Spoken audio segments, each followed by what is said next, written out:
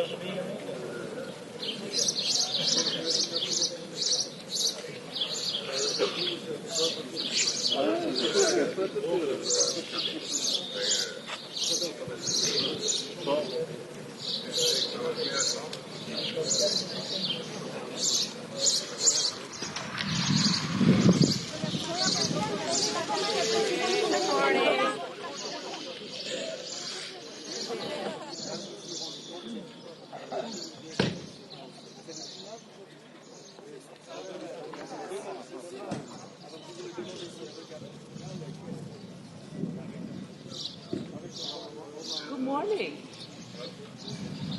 Thank you. Very happy to be here.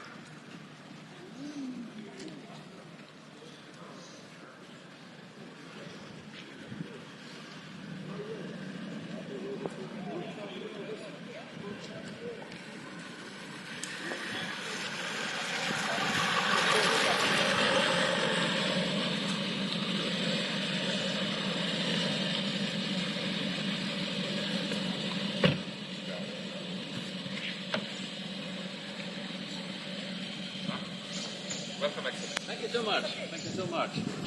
Oh, wonderful weather. Yeah.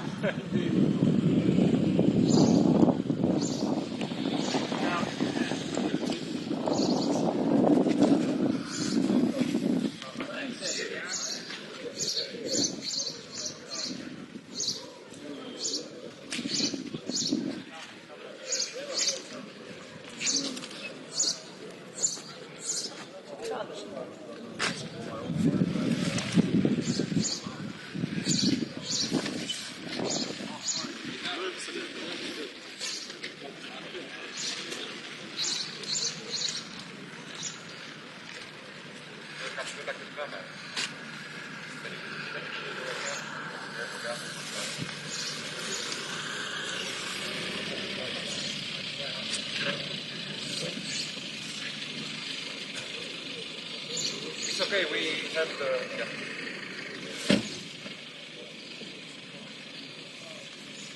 Welcome, Excellency.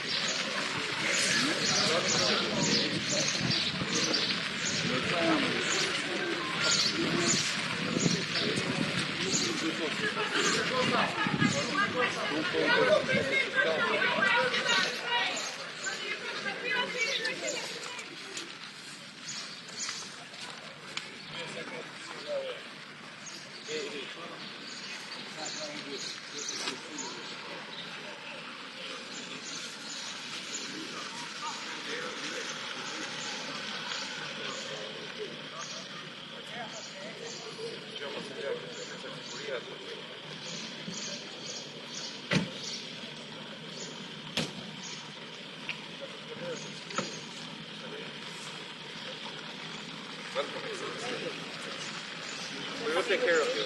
Sure.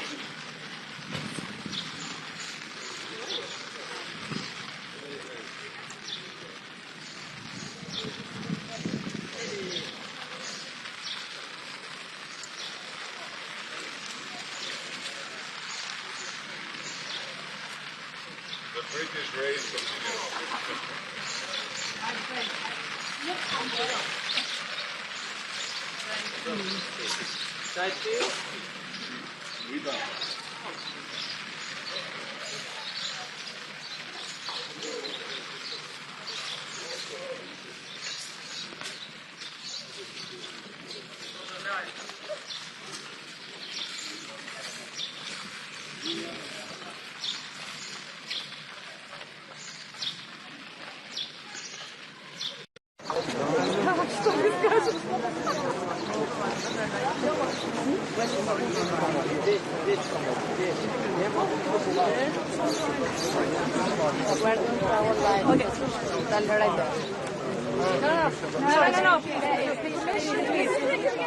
Okay. Yes. Here, Madam President. For doorsteps. Madam President. Why Ukraine? Here. Why Ukraine is being abandoned? Good morning. Good morning. Good to be here again at the EPC. The European Political Community was once founded when Russia's war of aggression started. It was founded to shape a European answer and to make sure that we have stability on the European continent. Now we are 3 years on, and we could witness all during the last days President Putin's true belief.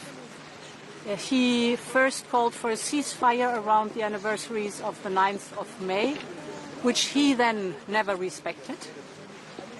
Then Ukraine, with the support of the European Union and the United States, called for full and unconditional ceasefire over 30 days, which President Putin then rejected. And finally, he offered a meeting directly between Ukraine and Russia in Turkey, but President Zelenskiy was ready to meet. President Putin never showed up. And this shows the true belief of President Putin. He does not want peace. So we have to increase the pressure. And this is why we're working on a new package of sanctions. This package will include, for example, sanctions on Nord Stream 1 and Nord Stream 2. It will include working on listing more vessels of the Russian shadow fleet and also lowering the oil price cap. And it will include more sanctions on the financial sector in Russia. For us, it's important. We want peace, and therefore we have to increase the pressure on President Putin till he is ready for peace. Do you mean Istanbul is a failure? Plan to come to South Caucasus.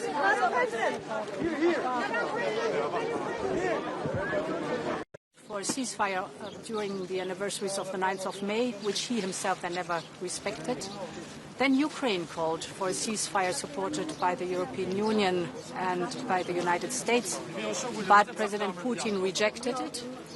And finally, President Putin offered a meeting directly between Ukraine and Russia in Turkey. President Zelenskiy was ready to meet, but President Putin never showed up. And this shows his true beliefs, so we will increase the pressure. We're working on a new package of sanctions that include sanctions against Nord Stream 1 and Nord Stream 2, but also listing more vessels in the shadow fleet and lowering the oil price cap, and finally more financial sanctions on the Russian financial sector, because we want peace and we have to increase the pressure till President Putin is ready.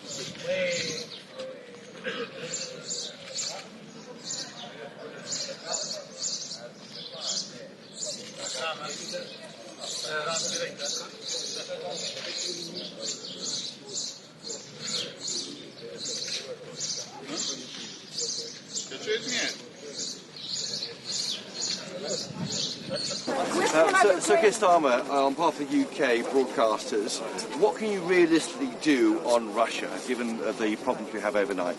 Well, I think that what we saw yesterday and overnight is yet more evidence that Putin is not serious about peace. He's been dragging his heels, and I think it's really important, therefore, that we have absolute unity with our allies. We'll be working on that again today to be clear that there must be a ceasefire, but also to be clear that there should not be a ceasefire, then we will act together in relation to sanctions. But for me, this is clear evidence that Putin doesn't seriously want peace. He's dragging his heels, and that's why today is a really important opportunity to work with colleagues to make sure that we are absolutely united. And President Zelenskiy will be here today, so we will be discussing the situation with him. On the Brexit reset, how are the talks going? Will you have talks on the sidelines ahead of the Monday summit?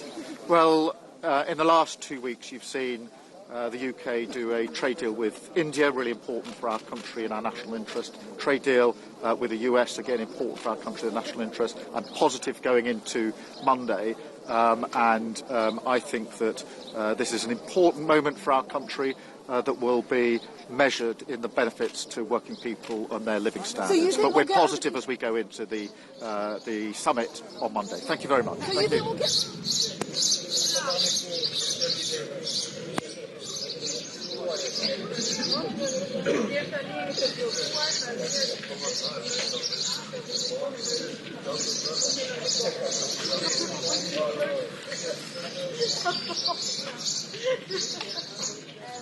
The Americans understood that Putin does not want to negotiate. Do you think the world understood that Putin doesn't want to negotiate? I guess it's obvious, not for the Americans, but for the Europe and for the world. Because when Mr. Putin sends the delegation of that low political level, it's obvious that he is not keen into going in any kind of negotiations. Do you have a message for Trump? Do you have a message for Trump to put pressure on Russia?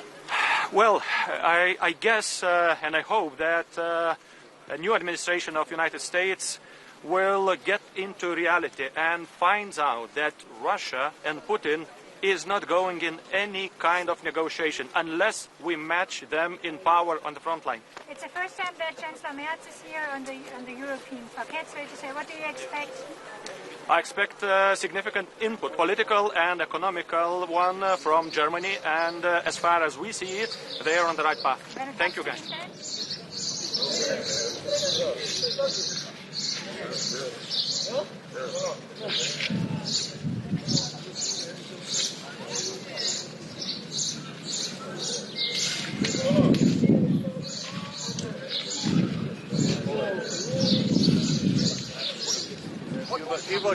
Viewers, good morning. It's wonderful that Europe is here today, and at the same time, negotiations that are highly important for the future of the Europe are ongoing in Istanbul.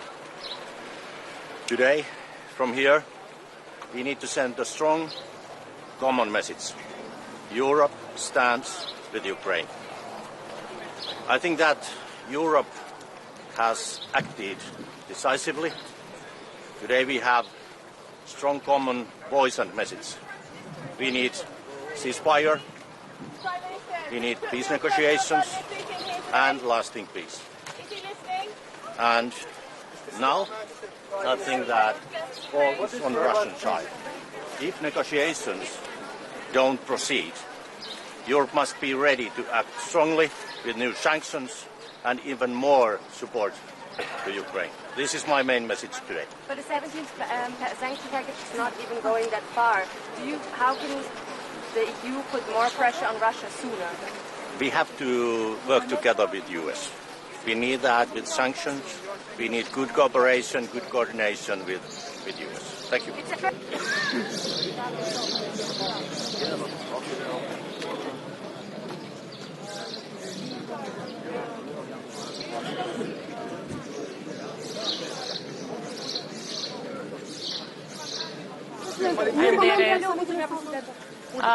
Mirëmëngjesi të gjithëve, ky siç e dini është samiti I 6 I Komunitetit Politik Evropian. një summit jashtëzakonisht I rëndësishëm I lindur nga jo vetëm nga shtetet e BE-s, por edhe të gjithë ne të tjerët që aspirojmë të antarësohemi në BE, mirë po me qenë se ky summit mbahet pikërisht në Ballkanin Perëndimor, këtu në Tiranë, për çka dua të uroj edhe Shqipërinë edhe kryeministrin Rama. Është shumë e rëndësishme që në fund të summitit të dalim edhe me një plan konkret se si do të ecim përpara shtetet tona drejt BE. Sa I përket Republikës së Kosovës, përkundër faktit që ne jemi 100% të linjëzuar me politikën e jashtme dhe atë të sigurisë së Bashkimit Evropian, fatkeqësisht ka një blokadë totale. Nga ana e BE-s nuk vlerësohen reformat tona, nuk vlerësohet puna jon, nuk vlerësohet fakti që ne jemi 100% në përputhje me politikat e tyre, edhe sa I përket sanksioneve ndaj Rusisë, edhe sa I përket politikave të tjera.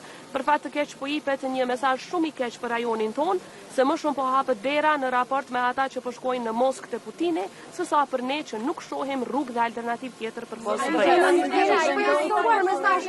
Zoja Osmani, keni shpresë sot për mesazhet e konkluzionet të këtij samiti I cili mund të jetë në drejtimin e asaj çfarë ju pretendoni, që BE-ja të kthejë syt nga ju për të tërhequr vëmendjen për atë që ju pretendoni?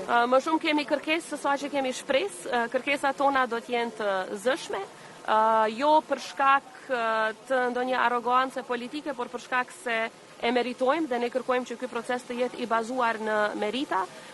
Ndërkaq sa I përket konkluzioneve, zakonisht samiti I EPC-s nuk është se ka konkluzione të forta politike apo veprime politike, megjithatë është një mundësi e mirë për ne që në një forum ku jemi të barabartë të bëjmë kërkesa.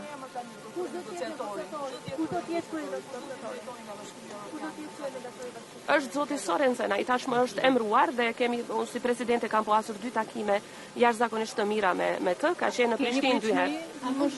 Kam pritshmëri për më shumë, kam më shumë pritshmëri sa I përket një lloj balanci nga ana e BE-s, për shkak se siç e dini Kosova është në masa, Serbia nuk është, dhe kjo e prish balancin, barazin mes palëve në tryezën e dialogut.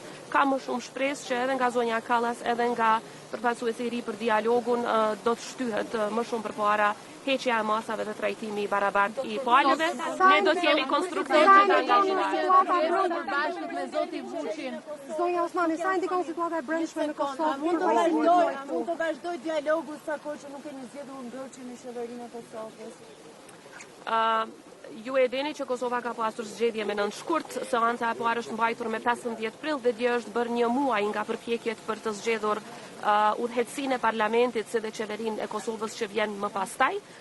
Besoj që do të ketë përpjekje akoma dhe unë I inkurajoj liderët politik që për interes të qytetarëve dhe të Kosovës, në mënyrë që mos të humbasim dhe të dëmtohemi më shumë, të kemi institucione sa më parë që të jetë e mundur. Megjithatë, sa I përket krye negociatorit, Kosova ka krye negociatorin I cili akoma është fuqiplot, është zëvendës kryeministri I parë, I cili edhe nuk është se ka kandiduar apo se është zgjedhur deputet, pra ka kompetenca në mënyrë që të vazhdoj në qoftë se kërkohet nga BE-ja që të ketë një takim në nivel krye negociatori. Në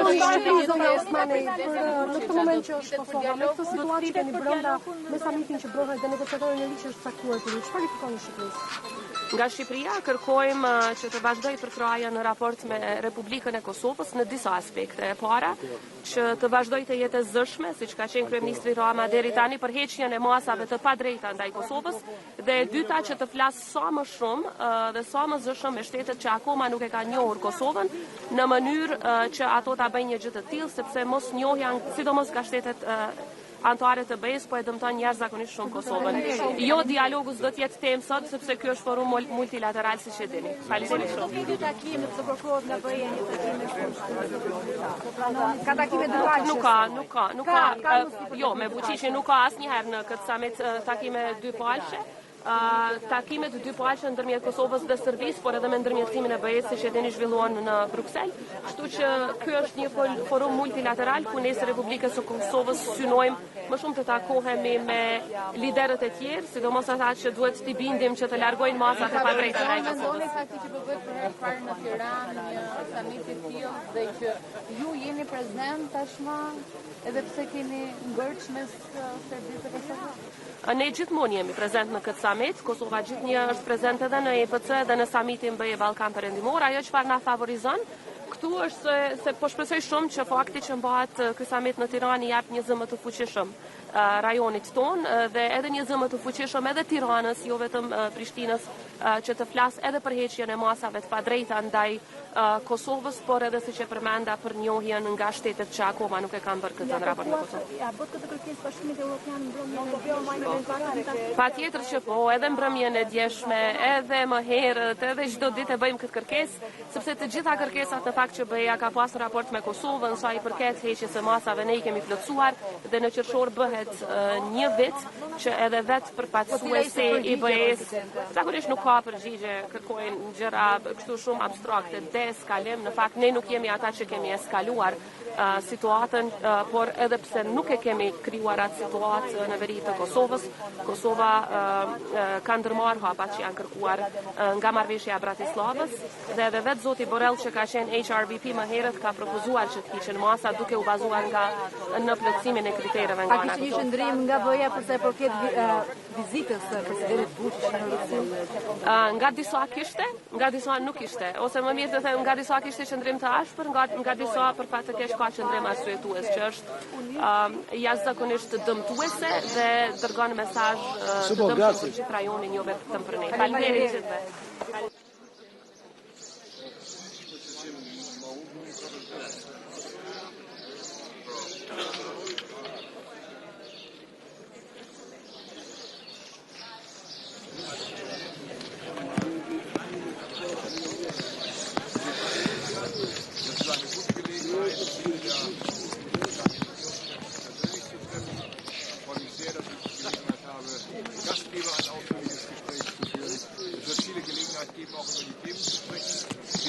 Beschäftigen. Natürlich, bedauerlicherweise, immer noch der Krieg in der Ukraine, doch sehr auf Realität.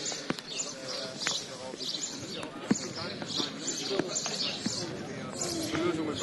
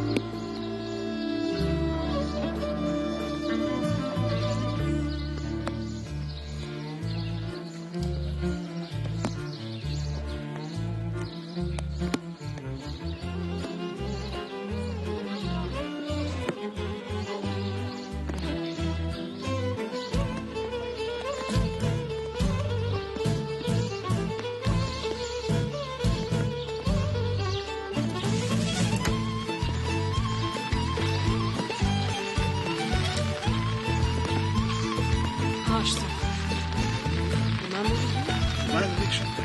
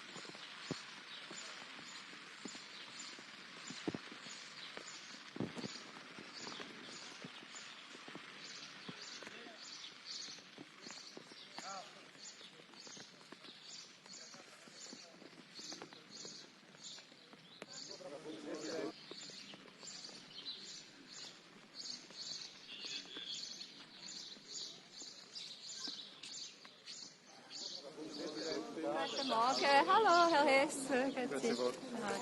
Was erwarten Sie von den heutigen Gesprächen in Istanbul? Ja, wir werden sehen, ob es zu einer Lösung kommt oder ob der Weg hin zu einer Lösung weitergeht oder nicht. Es scheint ja etwas angespannt zu sein. Wir werden schauen, vielleicht gibt es am Sonntag in Rom etwas mehr Klarheit mit der Einsetzung des neuen Papstes. Wird man sich ja wiedersehen. Und was ist die Position der Schweiz? Was erwarten Sie zum Beispiel von Russland in diesem Gespräch? Ja, ich meine, man kann nur die Erwartung äußern, dass dieser Krieg endlich beendet wird und dass beide Parteien die Bereitschaft haben, sich an den Tisch zu setzen. Offensichtlich ist die Ukraine bereit zu direkten Gesprächen. Und ich glaube, dass alle in der ganzen Welt auch den Wunsch ausgedrückt haben, dass auch Russland diese Bereitschaft zeigt. Die Europäer wollen die Sanktionen gegenüber Russland verschärfen, weil es bisher keine Waffenruhe gibt. Wäre da die Schweiz auch dabei? Ja, wir haben bislang die Sanktionen übernommen und werden sie weiterhin prüfen. Gilt das auch für diese Sekundärsanktionen, die jetzt im Gespräch sind? Das kann ich Ihnen noch nicht sagen. Das Treffen findet in Istanbul statt, nicht in der Schweiz. Wieso nicht in der Schweiz? Kann die Schweiz da nicht vermitteln? Selbstverständlich kann die Schweiz auch vermitteln und ich habe Präsident Zelenskiy immer angeboten, dass wir auch zur Verfügung stehen. Wir werden sehen, wie das jetzt weitergeht. Die Schweiz hat signalisiert, dass sie einen EPC-Gipfel eines Tages durchführen könnte, frühestens 2027. Gibt es irgendwelche Neuigkeiten? Werden Sie heute ein konkretes Angebot? Ja, ich werde das selbstverständlich gegenüber der EU-Kommission noch einmal deponieren und dieses Angebot erneuern. Und zwar für 2027? Genau. President, how are conversations with Trump progressing on trade? Wen treffen Sie heute bilateral? Ja, ich denke, man trifft so ziemlich alle hier. Ich habe aber ein Gespräch abgemacht mit der dänischen Premierministerin, ein längeres Gespräch, weil ja die dänische Ratspräsidentschaft dann stattfinden wird im zweiten Halbjahr 25. Aber es gibt auch andere Möglichkeiten, hier sehr formlos ins Gespräch zu kommen. Können Sie uns noch ein Update machen, wo wir stehen mit den Handelsverhandlungen mit den USA? Großbritannien muss ja einige Zugeständnisse machen. Zum Beispiel haben Sie auch angekündigt, für 10 Milliarden Boeing-Flugzeuge zu kaufen und ihre Landwirtschaft zu öffnen. Wird die Schweiz dasselbe machen?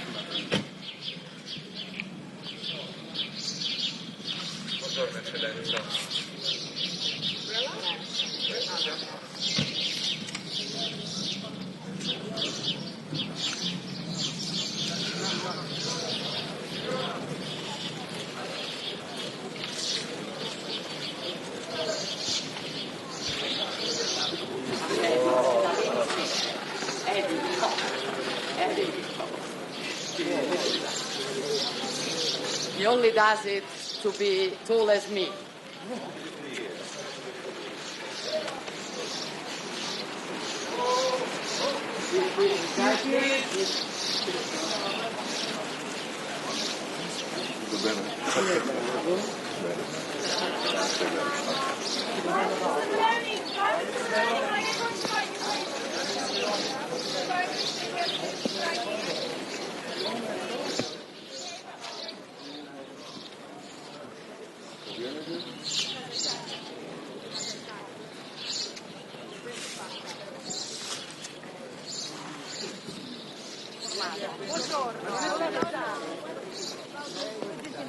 Io sto bene, la ringrazio. Allora, mettiti qua, ma si guarda anche Non sono abbastanza bene in questo minore rispetto a una persona che sia effettivamente disponibile a fare dei passi importanti in favore della pace, che invece sia chiaramente meno disponibile. Penso però che non dobbiamo cercare la pugna, penso che dobbiamo insistere per una cessata del fuoco incondizionato, che dobbiamo insistere per un accordo di pace serio che preveda garanzie di sicurezza per l'Ucraina, e continuiamo a lavorare anche in questi formati per questo obiettivo. Presidente, non è passata al centro migranti di Zagreb prima di venire qui? Non ho fatto in tempo. Passerà dopo? No, non faccio in tempo, ma insomma stiamo andando avanti, mi pare che il lavoro dimostri anche, diciamo, per la velocità di funzionamento soprattutto dei rimpatri, che insomma si dimostri che alla fine, come avevamo promesso, stiamo andando avanti. Si parla di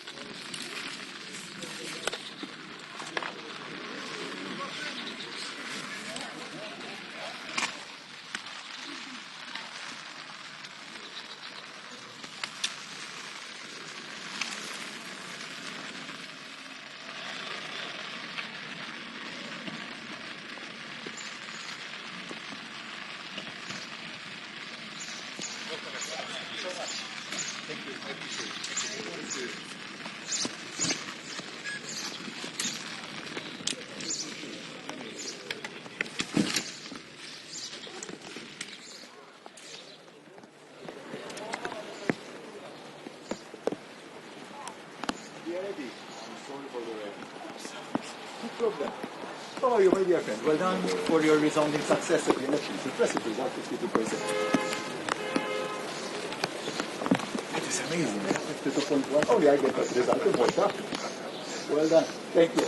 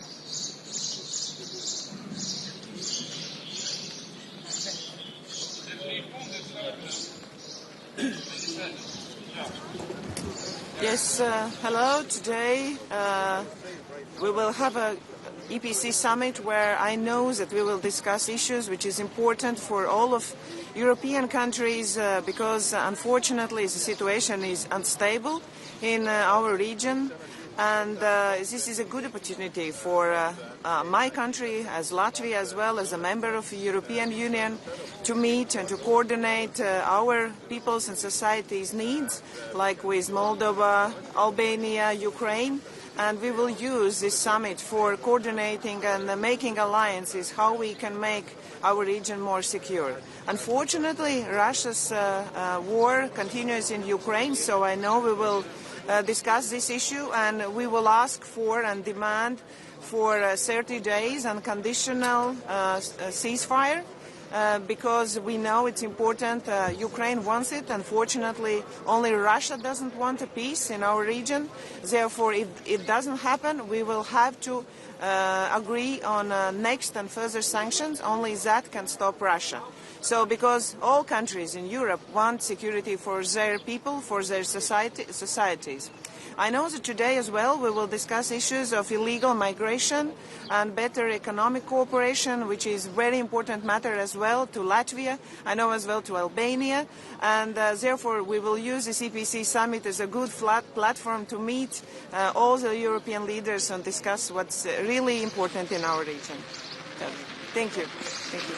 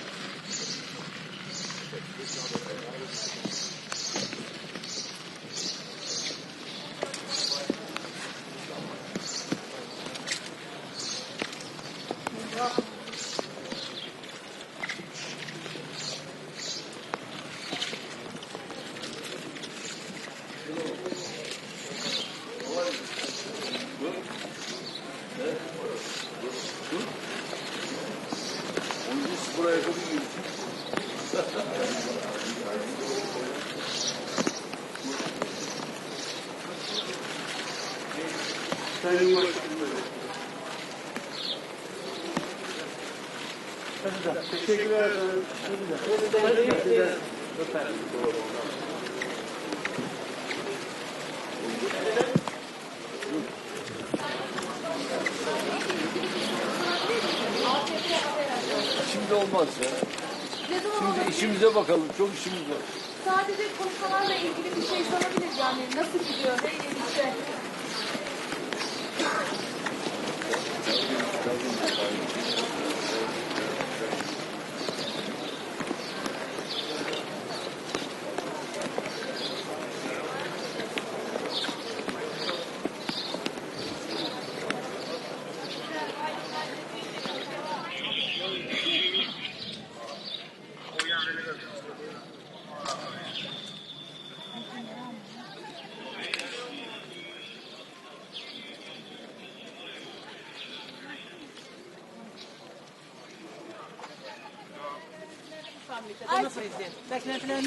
Çok şey bekliyoruz. Beraber kardeşimle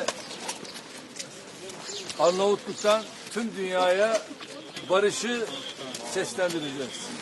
Azərbaycan Ermənistan danışıqlarını necə qiymətləndirir?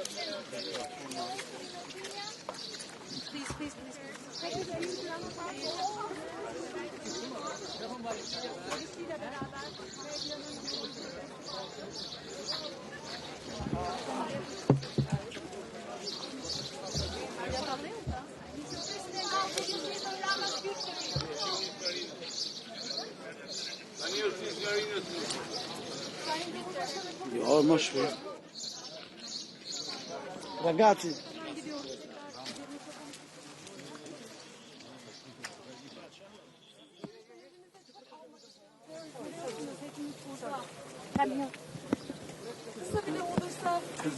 Gereğini söylesene. Sen benim adıma cevap ver. Ben meslektaşlarımıza iletirim efendim. Teşekkür ederiz.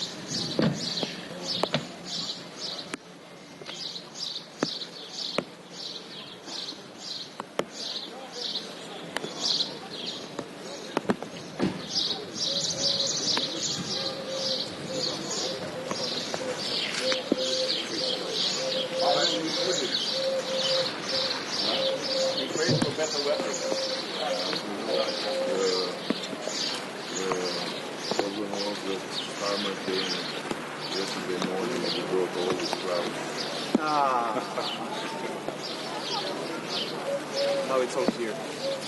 So I'm waiting for Andrea and Macron. Yeah, sure. Here.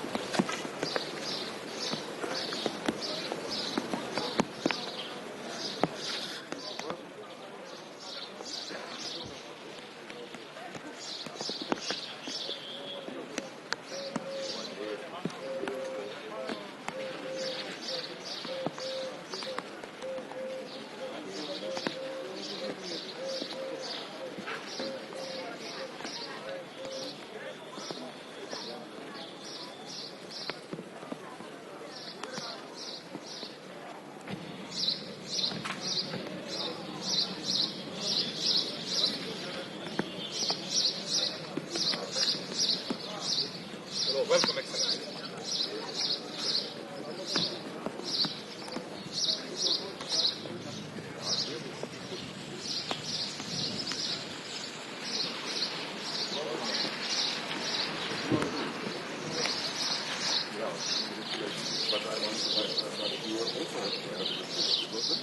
Not yet, but I just it is raining. Yeah. Start the middle of the rain. Yes. Thank you.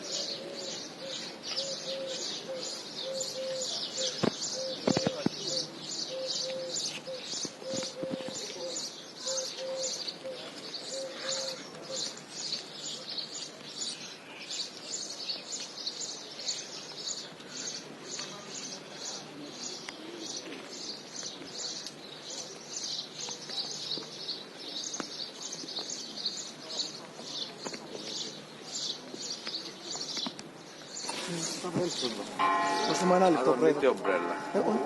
Πιάστε την ομπρέλα, Πρόεδρε. Τι θέλω. Να την κρατώ, να κάνω τη Να την κρατάει η κοπέλα.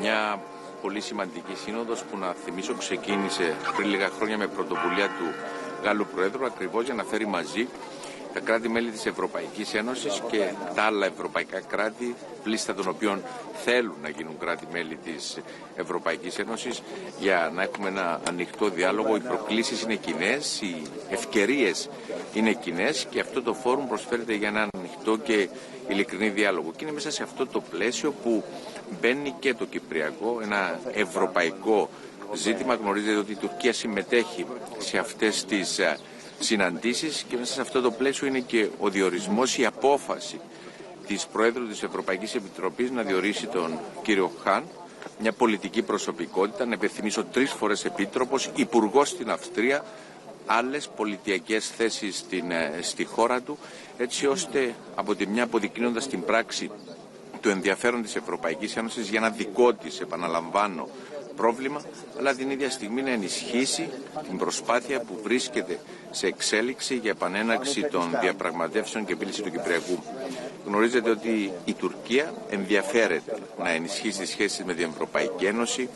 Δεν μπορούμε να αλλάξουμε τη γεωγραφία, προτιμούμε να έχουμε ένα γείτονα που είναι κοντά στην Ευρωπαϊκή Ένωση, εφόσον αυτός ο γείτονας συμπεριφέρεται όπως συμπεριφέρονται τα κράτη-μέλη της Ευρωπαϊκής Ένωσης. Σέβεται τις αρχές και τις αξίες της Ευρωπαϊκής Ένωσης, σέβεται το διεθνές δίκαιο και μέσα σε αυτό το πλαίσιο ο διορισμός του κυρίου Χαν, που να θυμίσω ως επίτροπος που ασχολήθηκε με τα ευρωτουρκικά, γνωρίζει πάρα πολύ καλά και τις επιθυμίες της Τουρκίας, πώς αυτές μπορούν να προωθηθούν μέσα από συγκεκριμένες θετικές εξελίξεις, τόσο για το Κυπριακό, αλλά και γενικότερα για τις κυπριογενείς υποχρεώσεις της Τουρκίας.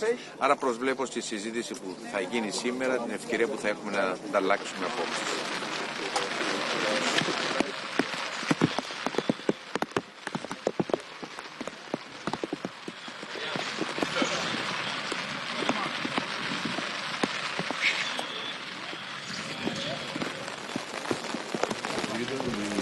condemn Russia's aggression on Ukraine. We believe that peace should be done, but it should be a just peace which would not reward the aggressor with Ukrainian territory. Would you plan to visit the South Caucasus, including Azerbaijan? Would you visit? Do you plan to visit South Caucasus region? Azerbaijan. At the moment, there is no planned visit, but I was in Azerbaijan a year and a half ago. Thank you. Thank you so much. Thank you. Thank you. Bye-bye.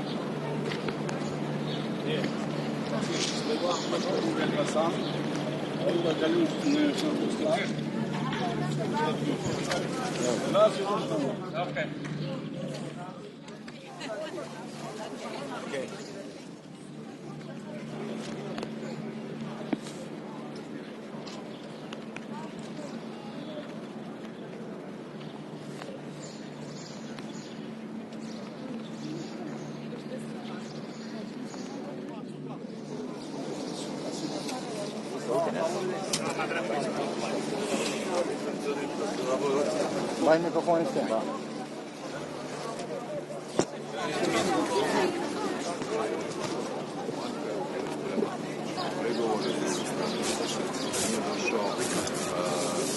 Mene to osobno nije iznenadilo, međutim svaki korak koji vodi ka prestanku ratnih operacija, time i novih žrtava je pozitivan, ali konačno rješenje ne bi smjelo biti tako da nagradi Rusiju sa ukrajinskim teritorijom. To je loš presedan, kršenje međunarodnog prava, to znači da jači kvači, a to je smrt međunarodnog prava. Hoće biti razgovora o sankcijama, portali pišu da bi se danas ovdje moglo razgovarati i o carinama na ruski izvoz. Pa vidjet ćemo danas. Ima puno plenarnih situacija i nekoliko ovih panela. Ja vodim jedan od panela sa kosovskom predsjednicom Osmani, ali ovo nije sastanak koji donosi odluke. Ovo je konzultacijski format, tako da sve što se tiče sankcija mora ići nazad u briselske formate. Da li će doći dogovora oko tarifa između Europske unije i Amerike? Pa evo, ja sam prošli tjedan bio u Washingtonu, razgovarao sam sa ključnim članom kabineta predsjednika Trumpa, dakle američkim trgovinskim predstavnikom Greerom na tu temu. Koncepcija Sjedinjenih Američkih Država je ta da žele manje više uravnoteženu trgovinsku razmjenu, dakle koliko negdje izvoze, toliko da uvoze. Mislim da su određeni propisi ne tu toliko carine, nego druge.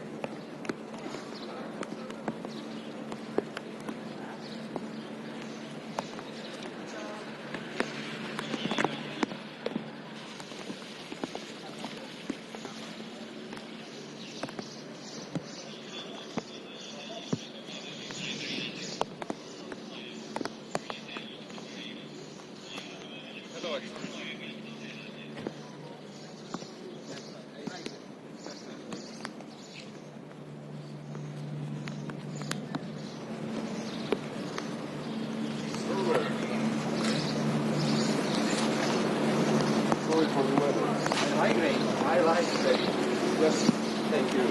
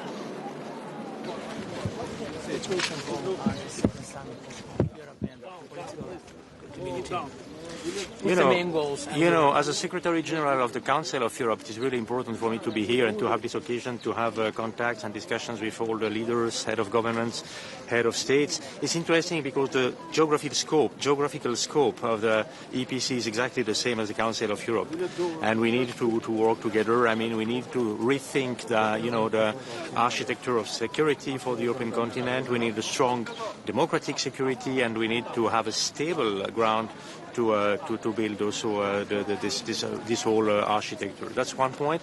The second point is about all the discussions that we have right now for the continent and our future. I mean, also the talks in Istanbul.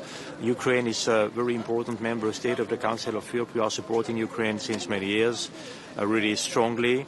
And we had, in the last ministerial of the Council of Europe, the last 2 days in Luxembourg, also the first discussions about the creation of the special tribunal addressing the crime of aggression. I mean, the Council of Europe is strongly dedicated to accountability with the European Court on Human Rights, with the register of damage for Ukraine, and now with the discussion on the special tribunal. Secretary, and we followed the injustice approaching to Azerbaijan delegate in the European Council last 2 years. Sorry? Our delegation, Azerbaijan delegation, didn't participate European Council last 2 years in Parliament Assembly. What is the reason? I mean, for the Council of Europe, you mentioned, not the European Council, for the Council of Europe. For me, we have 46 member states, 46 proud and equal member states. That's why we are at this level of the Secretariat and the Committee of Ministers strongly in contact with Azerbaijan. I was myself in Baku, in November last year. I had a last meeting with President Aliyev in Antalya 3 weeks ago, and we are working on improving the relations and to see how we can have really 46 member states fully participating to the work together. Thank you so much. Thank you. On peace in the South Caucasus. Sorry? Your discussions on peace in the South Caucasus. Yeah, thank you for asking on this. I mean, it is also for us from a huge concern. As you may know, we have the three countries of the South Caucasus, Georgia, Armenia, and Azerbaijan as member states and the Council of Europe. We are working closely with them. And we are, fully concerned also by the peace discussions between Armenia and Azerbaijan. I was myself in contact with both sides. I will very soon, after the meeting I had with Azerbaijan, go to Armenia next month, also to have those discussions. And it was also always a good exchange with other member states, and lastly with Turkey, because I was in Ankara. And we need, all together to do what we can at best to have stability and peace in the whole region. Thank you. Thank you. Thank you. Please.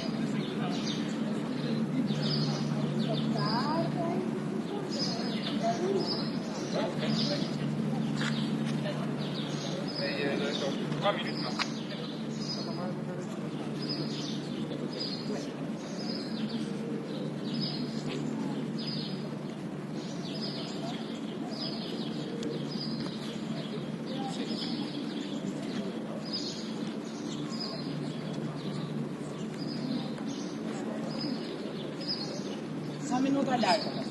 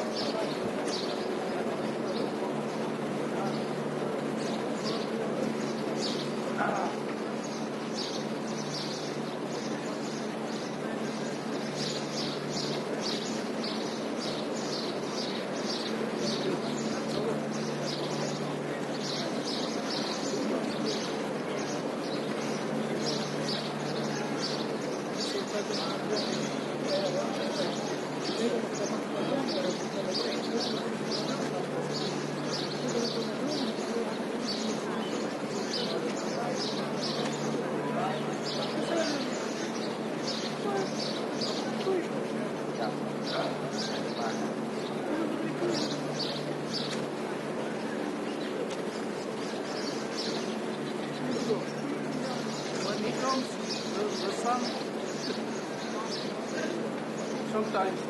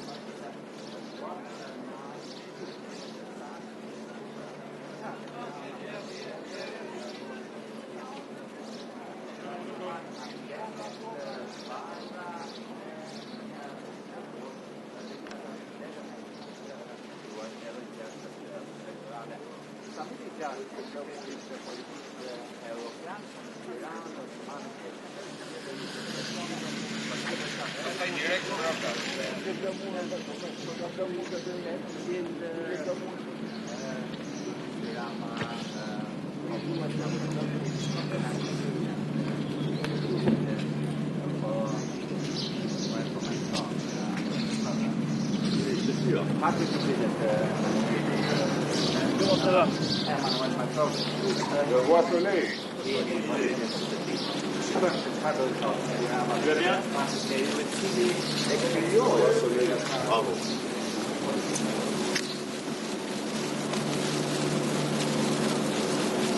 Bonjour messieurs, dames. Bonjour à vous. Bravo. Mr. President, how are you? I'm very happy to be here with my friends.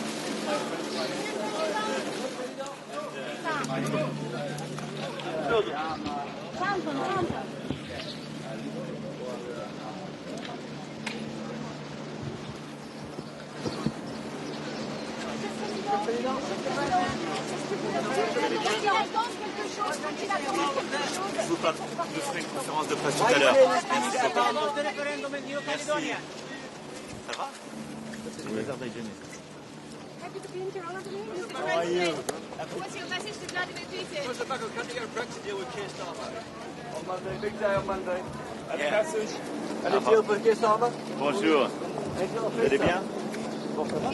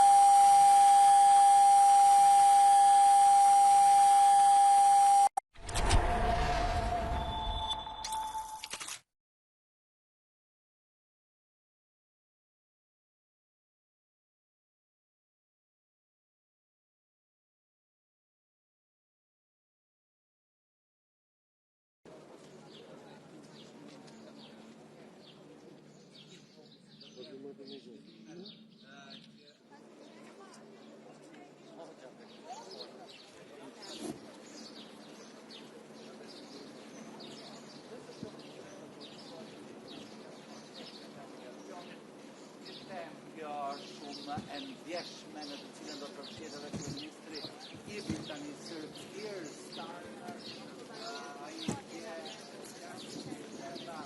ose më saktë po përmenda për Ramën, u pa se Rama nuk është I gatshëm të bëjë një kamp të dytë për Britaninë që bëjë me Volodymyr dhe kjo sot është e para.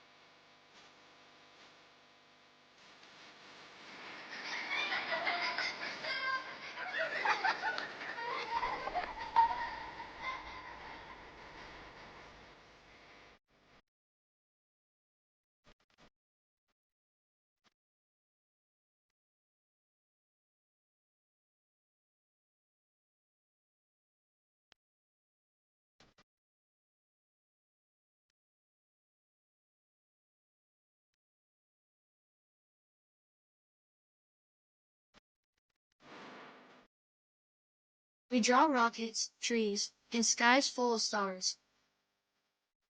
We draw homes with no fences, people holding hands, and sometimes a little blue flag with golden stars. In our drawings, the future is bright, and Europe is not just a place. It's a feeling that we can be heard, that we can belong, that we can build it together.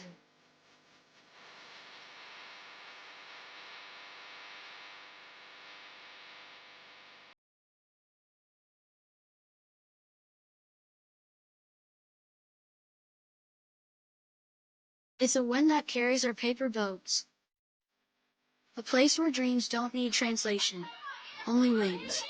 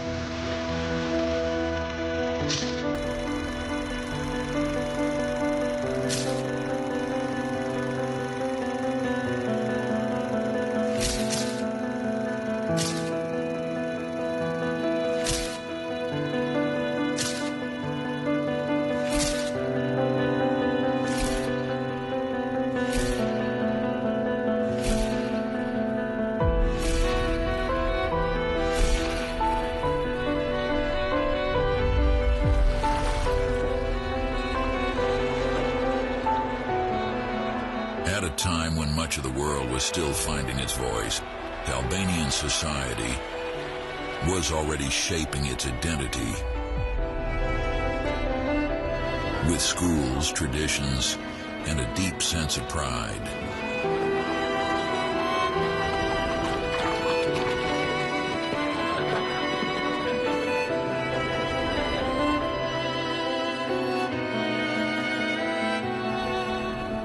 Art, music, and wisdom flowed through villages and cities alike. This was not a forgotten land, but a vibrant culture ahead of its time.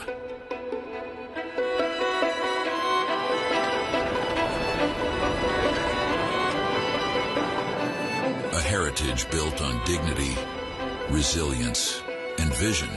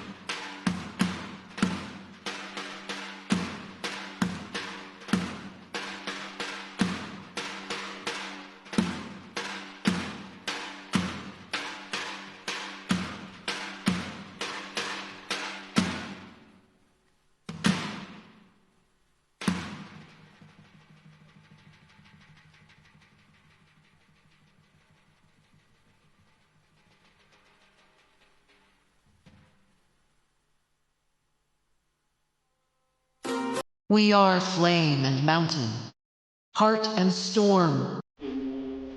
We love, we rise, and now we run toward the dawn of Europe.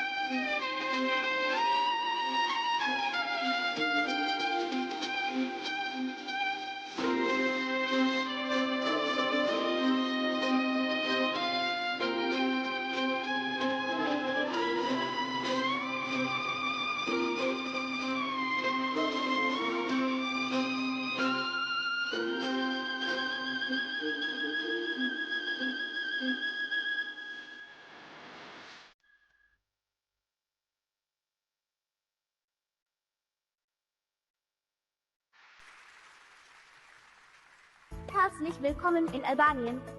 Bienvenue en Albanie. Dobrodošli u Albaniju. Benvenuti in Albania. Bem-vindo à Albânia. Carlos interest in Albania.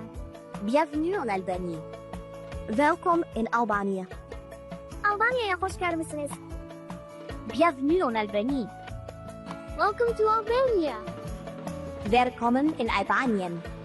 Witajmy w Albanii. Velkommen til Albanien. Welkom in Albanië. Bine v-am venit în Albania. Eredurăm asta Albania se. Witajte w Albanii. Dobre došli v Albania. Welkom til Albania. Herzlich willkommen in Albanien. Eredurăm asta Albania se. Witajte w Albansku. Merhaba v Albania. Dobrodošli u Albaniji. Eredurăm asta Albania se. Etili ostkwenimo brzane v Albanici. Velkommen til Albanien. Dobrodošli v Albania. Mirë se vini në Shqipëri. Welcome to Albania. Dobrodošli u Albaniju. Pari kalus Albania. Dobrodošli u Albaniju. Tervetuloa Albaniaan. Welkom in Albanië. Dit was ayuk Albanianon. Reykjavik in Albanië. Lijpelodem Albanië. Willkommen in Albanien. Bine ați venit în Albania. Arnavutluğa hoş geldiniz. Dobrodošli u Albaniju. Witamy w Albanii. Arnavutluğa hoş geldiniz. Benvenuta a Albania. Benvenuti in Albania. Bienvenue en Albanie. Willkommen in Albania. Mirë se vini në Shqipëri.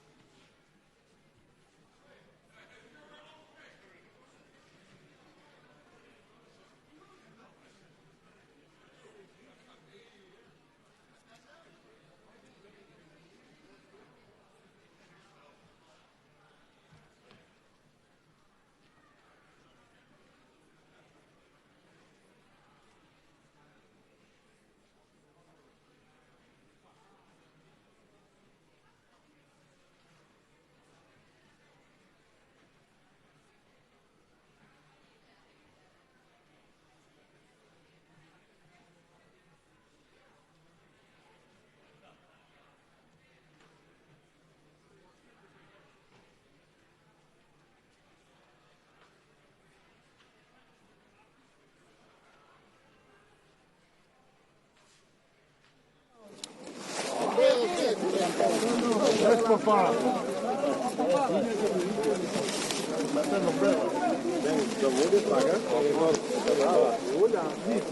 Can you go a little bit down?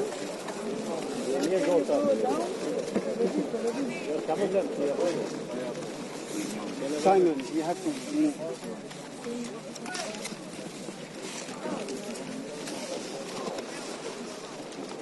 Sir, here. Please guys, down. Look. First line down, please. We have another line down.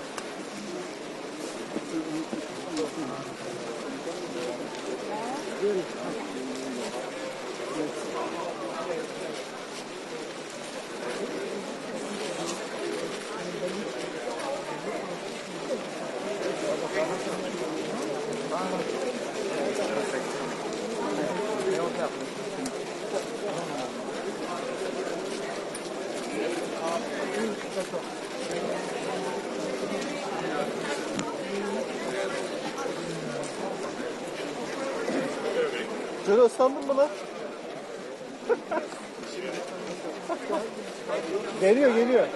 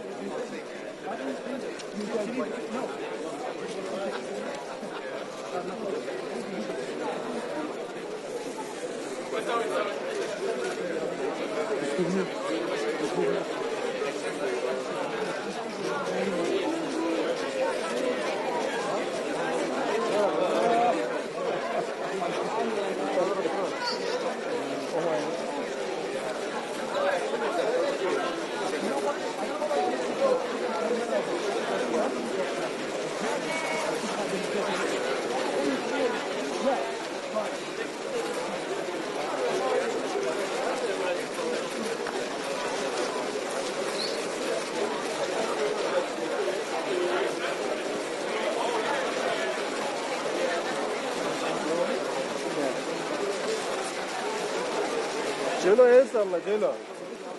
Celo.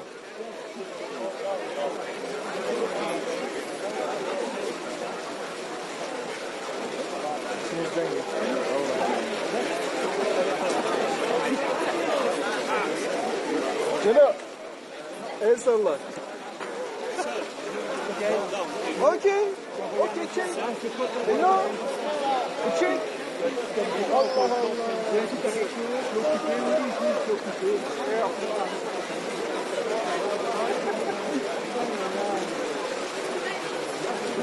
Tamam, hayır.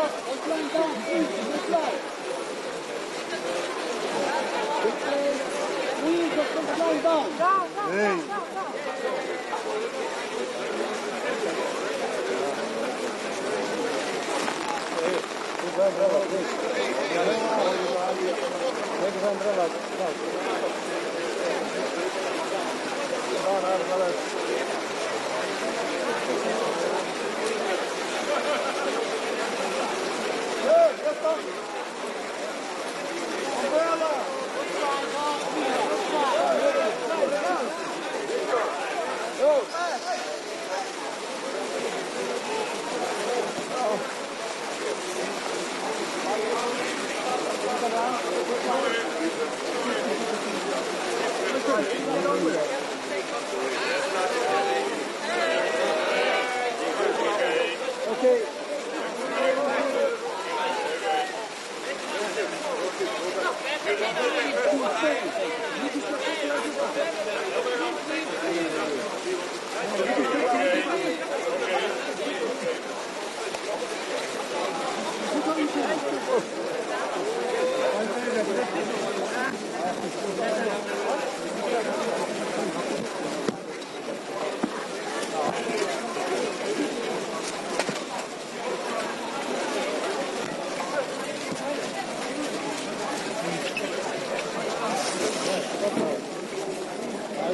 Let's go in the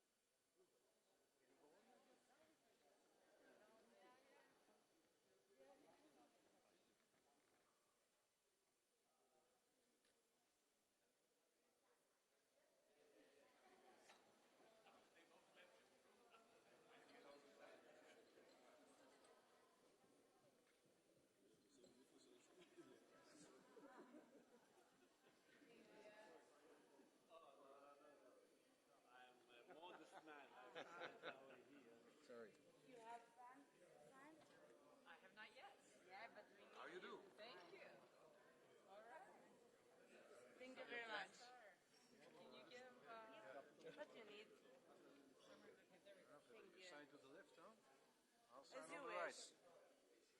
The right side is the right side, huh? My color is blue, so... Okay. Thank you. Thank you. Over there.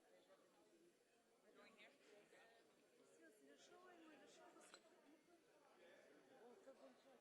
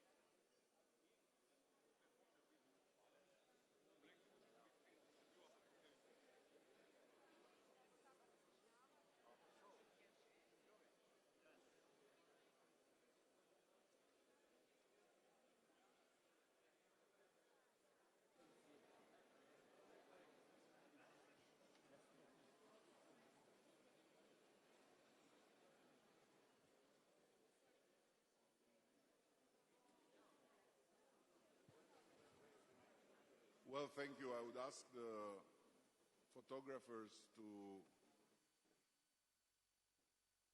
make space for Europe to work.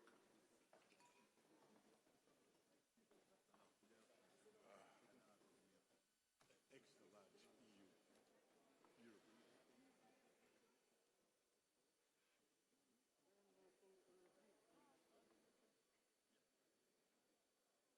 The photographers, please.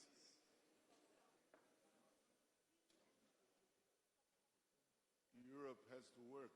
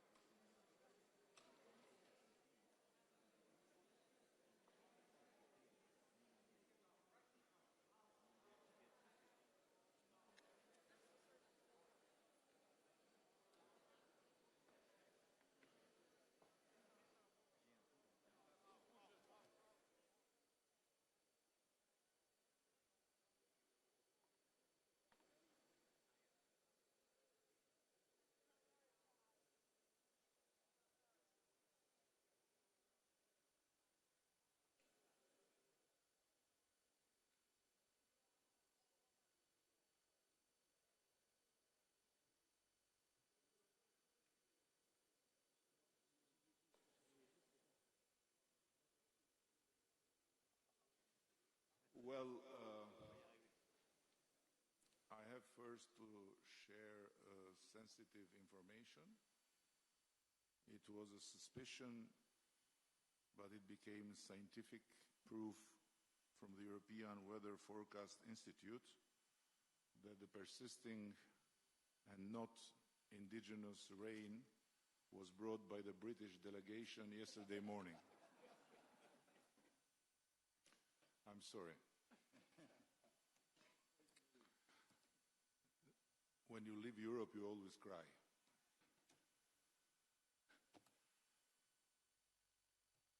Every time I head toward an EPC summit, I'm haunted by a 16th century painting hanging in the British National Gallery. The Rape of Europa by the Grand Master of Italian Renaissance, Paolo Veronese. In it, the Princess Europa, young and radiant, stares skyward as she mounts a white bull. The bull is, of course, Zeus in disguise, the king of the gods, who will carry her away to a land from which she will never return. There is something hauntingly familiar in this myth, a resonance that feels all the more acute in the times we live in. Maybe it's because more than being a character or a fixed identity, more than the labels of West or East, a liberal or conservative, nationalist or socialist, Europe is a journey. And suddenly the journey has become much harder. Highly distinguished guests and very dear friends, trust me, I struggled to find the right words to express my delight in hosting this European Political Community Summit here in Albania. It is truly an immense honor for all my country, for all the Albanian people, to welcome you all to this country and to this purposefully constructed house for the European political community in Tirana, where you are not surrounded by the nightmare of Europa in Renaissance paintings, nor by the emptiness of a temporary gathering space. You are surrounded by Albanians' children's imagination of Europe. This was an obvious choice for us because children's dreams are never held hostage by the myths of the past. They are instead about imagining the future. Very similar, by the way, to the dream of Europe's founding fathers. And you have landed at a particularly poignant moment in this country, where we have learned to view the past through the eyes of the future and no longer to look at the future through the eyes of the past. Your arrival follows an election campaign in which Europe featured more than ever before, not as a divisive issue, but as a joint claim to identity, not as a list of policies, but as a deep yearning for belonging, not as a set of homework assignments, but as a shared destiny. That is why it is so gratifying that the campaign centered on those keywords, Europe, identity, belonging and destiny, won over 52% of the votes. For my dear friend Keir here, it was a result very similar to the Brexit referendum, but with the roles reversed, 52% for Remain, or in our case, Unite. Where it wasn't comparable, however, is the remaining 48% of the voters. They are not Eurosceptics. No, they are just ill-informed Euro-optimists who think I should have been fired for not having succeeded in uniting Albania with the EU long ago. But this is not my point. The idea of a united Europe is paradoxically both ancient and ever new. One of its earliest champions was a Frenchman in the 18th century, the Abbé de Saint-Pierre. In the ashes of the Treaty of Utrecht, after years of war, he envisioned a union of European states, a bold, idealistic vision of perpetual peace. His project even included cooperation with Russia, as well as with the Balkan and Mediterranean states, then under Ottoman rule. So I guess that for the visionary Abbé, today's Turkey would also be an indispensable partner in a union of perpetual peace. But the project failed, of course. It was killed by light interests and petty caprices, as Voltaire would put it, and swallowed by the fear that has long held Europe hostage. Even today, the myth of Europa persists, and the resemblance to the Europe gathered here today is striking. The dream of perpetual peace has been replaced by the nightmare of perpetual war. Instead of the bells of peace, we hear the drums of war. There is a palpable sense of shortness of breath as we confront the forces threatening Europe's very foundations. External aggression, internal fragmentation, the ghosts of imperial myths, shifting geopolitical alliances, the instability of global trade, and the deep, very deep difficulty of so many to believe in a new Europe for the new times. But I believe that there is no better moment than this one to remind us that while we rightfully think about a Europe of resistance, defense, and new military capabilities, we must not forget the other Europe, the Europe of enlightenment, human reason, and the quest for perpetual peace, not just among ourselves, but even with our enemies. That Europe, which at a certain point gave birth to the most improbable political project in human history, the European Union, taught us that even former mortal enemies could come together, their wounds still fresh from the battle, and create a bond for life. They turned old rivers of blood into new avenues of peace, agreeing that conflict could only be tamed through commerce, that free trade is essential to free minds, and that security comes not from increasing threats, but from expanding rights and equal opportunities. It was that Europe that taught us that in the midst of the most horrific conflicts, we must maintain some faith in the humanity of our enemies. Otherwise, as Emmanuel Kant reminds us, when hostilities degenerate into a war of extermination, all justice is destroyed and perpetual peace becomes the burial ground of humankind. The enemies of peace should not drag us into the glorification of weapons. Here in the Balkans, we have survived war, bombs, territorial conflicts, destruction and disruption. It happened in our lifetimes, not in some distant black and white documentary archive. And we have learned that peace has no competitors. Perhaps that is why hope in that other Europe is greatest here. The most Euro-optimistic among all of us gathered today in this house live not in Paris or in Berlin, but in Tirana and Podgorica, where belief in the European ideal runs deep. We have survived economic collapse. We have survived migration and displacement. We have survived fake news even before the term was coined. And we have learned that cooperation has no losers. Perhaps that's why we believe that Europe remains the most fertile ground to turn the darker currents of history into shining paths of the future. Europe for us is as much a shared spiritual space as it is a mosaic of many different regions, languages, and religions. Perhaps that's why we feel the need, not just for new policies, but for a new kind of politics, one that redefines not only who we are, but how we are together among us and with the world.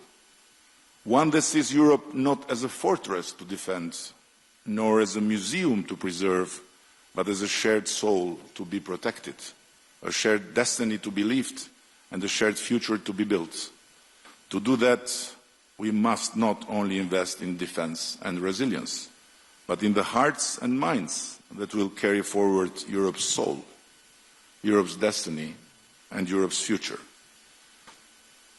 And let me ask you, my very dear friends, why not imagine an EPC of education, of science, and artificial intelligence, and transnational alliance beyond weaponry, a terrain of interconnected sources of knowledge, research, and innovation, where non-EU or not yet EU territories can become new frontiers for investments, free from bureaucracy, regulations, and fiscal burdens. A revival of what followed the fall of the Berlin Wall, when Western Europe discovered its eastern half, and the investments flowed eastward, drawing the newcomers into the embrace of a free Europe and ushering the last sustained era of growth, of real growth in the old Europe, where high dividends returned from the investments in the new frontier. Let's give Europe's young people and start-uppers a better reason to stay than just talking about weapons and rearming. And let's give them a strong motivation to build and to dream on European soil, instead of looking and going far away to follow their dreams. Our struggle cannot be solely about resisting what others might do to us. It must also be about what we must do for ourselves, our children, and our Europe. It's not just about resisting destruction, this goes without saying, but it's about daring to build, to revive the wisdom of our history, and to strengthen the faith in our own human reason capabilities. When Donald Trump says that God saved him from the bullet because the Almighty had a plan for America, he tells only half of the truth. The other half is that God had a plan for Europe too. And it could not be more obvious. Europe, once again, has a God-given opportunity to reinvent itself. Let us ensure that Europa's journey, ours in this case, is not one of abduction, as in the painting of Veronese, but of return and renaissance. Return home, to a home filled with dreams of the future, free from myths of the past, by no doubt very well protected but by no doubt resembling not the shape of weapons, but the imagination of both our children and our founding fathers, to a vision that is ours to make real. Thank you very much. And now, as a host, I am honored to pass the floor to the President of the European Council, António Costa.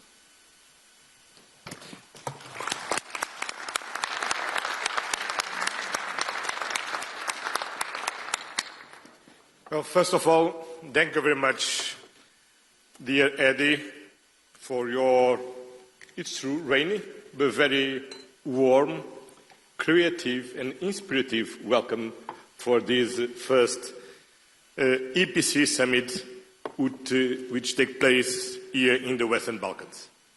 The title of today's meeting is very fitting, A New Europe in a New World. I believe that is the main question for the European political community today. What is Europe's role in this new world? After the end of the Second World War, we built a new global order based on the United Nations Charter, international law, and increasing trade and cooperation.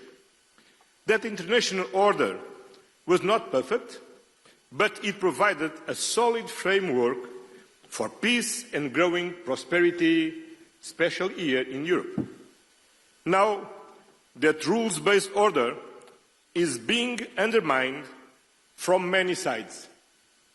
Russia's aggression against Ukraine brought large-scale war back to the European continent. This war is an assault on the international community, on all the principles we hold dear, like national sovereignty, the inviolability of international borders, and territorial integrity. The situation in Gaza is a humanitarian tragedy, where international law is systematically violated, where a whole people is being subjected to crushing disproportionate military force. For decades, international trade and economic cooperation connected peoples and spread mutual prosperity.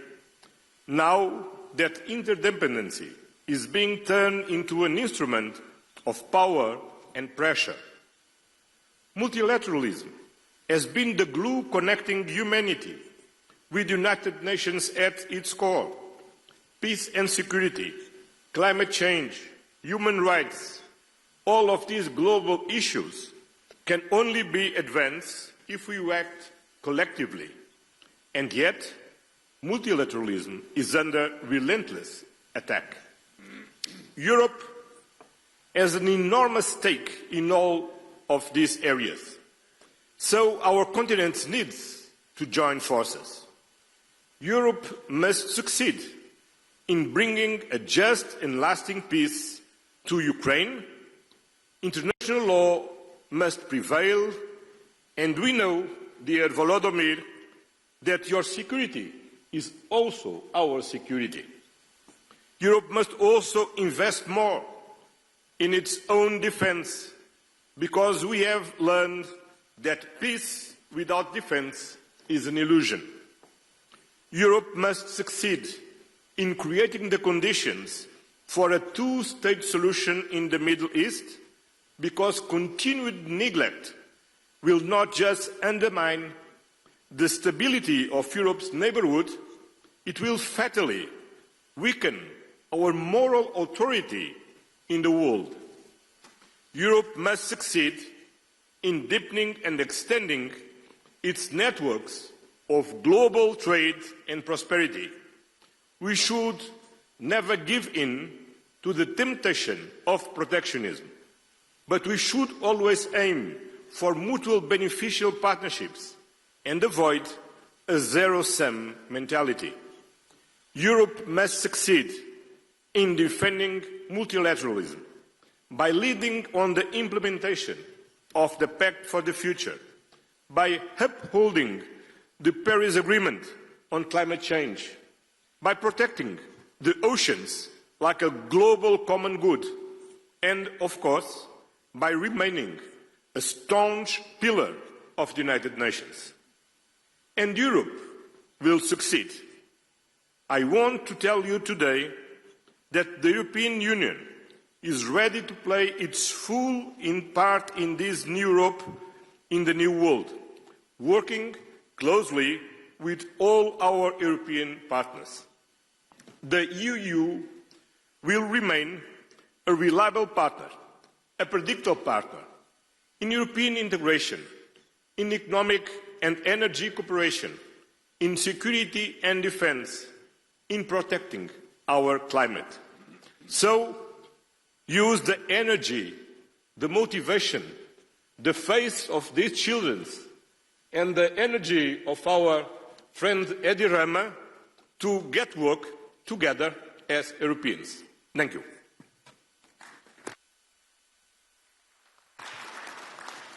And now it's my honor to pass the floor to the President of the Republic of France, Emmanuel Macron. Your Majesty. Merci, Eddy. Merci beaucoup de nous accueillir pour ce sommet. Félicitations pour le résultat électoral et en effet ce chemin européen et cette confiance dans l'avenir, dans l'Europe que tu as exprimé.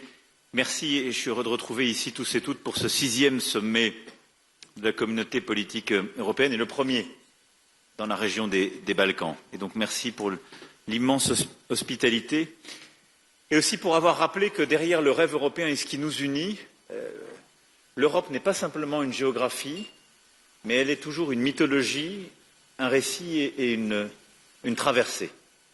Et de rappeler que cette Europe de la Renaissance, des Lumières, celle de la paix, du progrès et de la culture est celle qui nous a inspirés et qui, au fond, donne envie.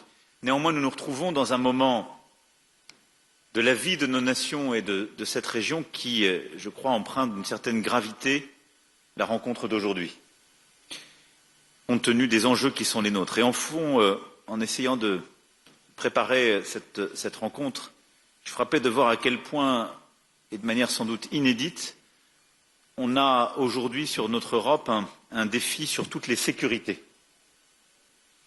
Et réunir cette Europe large, au-delà de l'Union européenne, réunir justement entre égaux tous les chefs d'État et de gouvernement et toutes les nations qui sont ici représentées, c'est essayer de donner une chance à notre grand continent de faire face aux défis qui sont les siens à travers l'unité. Et je pense que l'unité entre nous tous est indispensable aujourd'hui compte tenu des menaces et des risques de division qui pèsent sur le continent.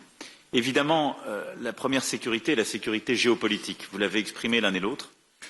Et les menaces de guerre, de division qui frappent l'Europe et qui parfois menacent sa propre unité.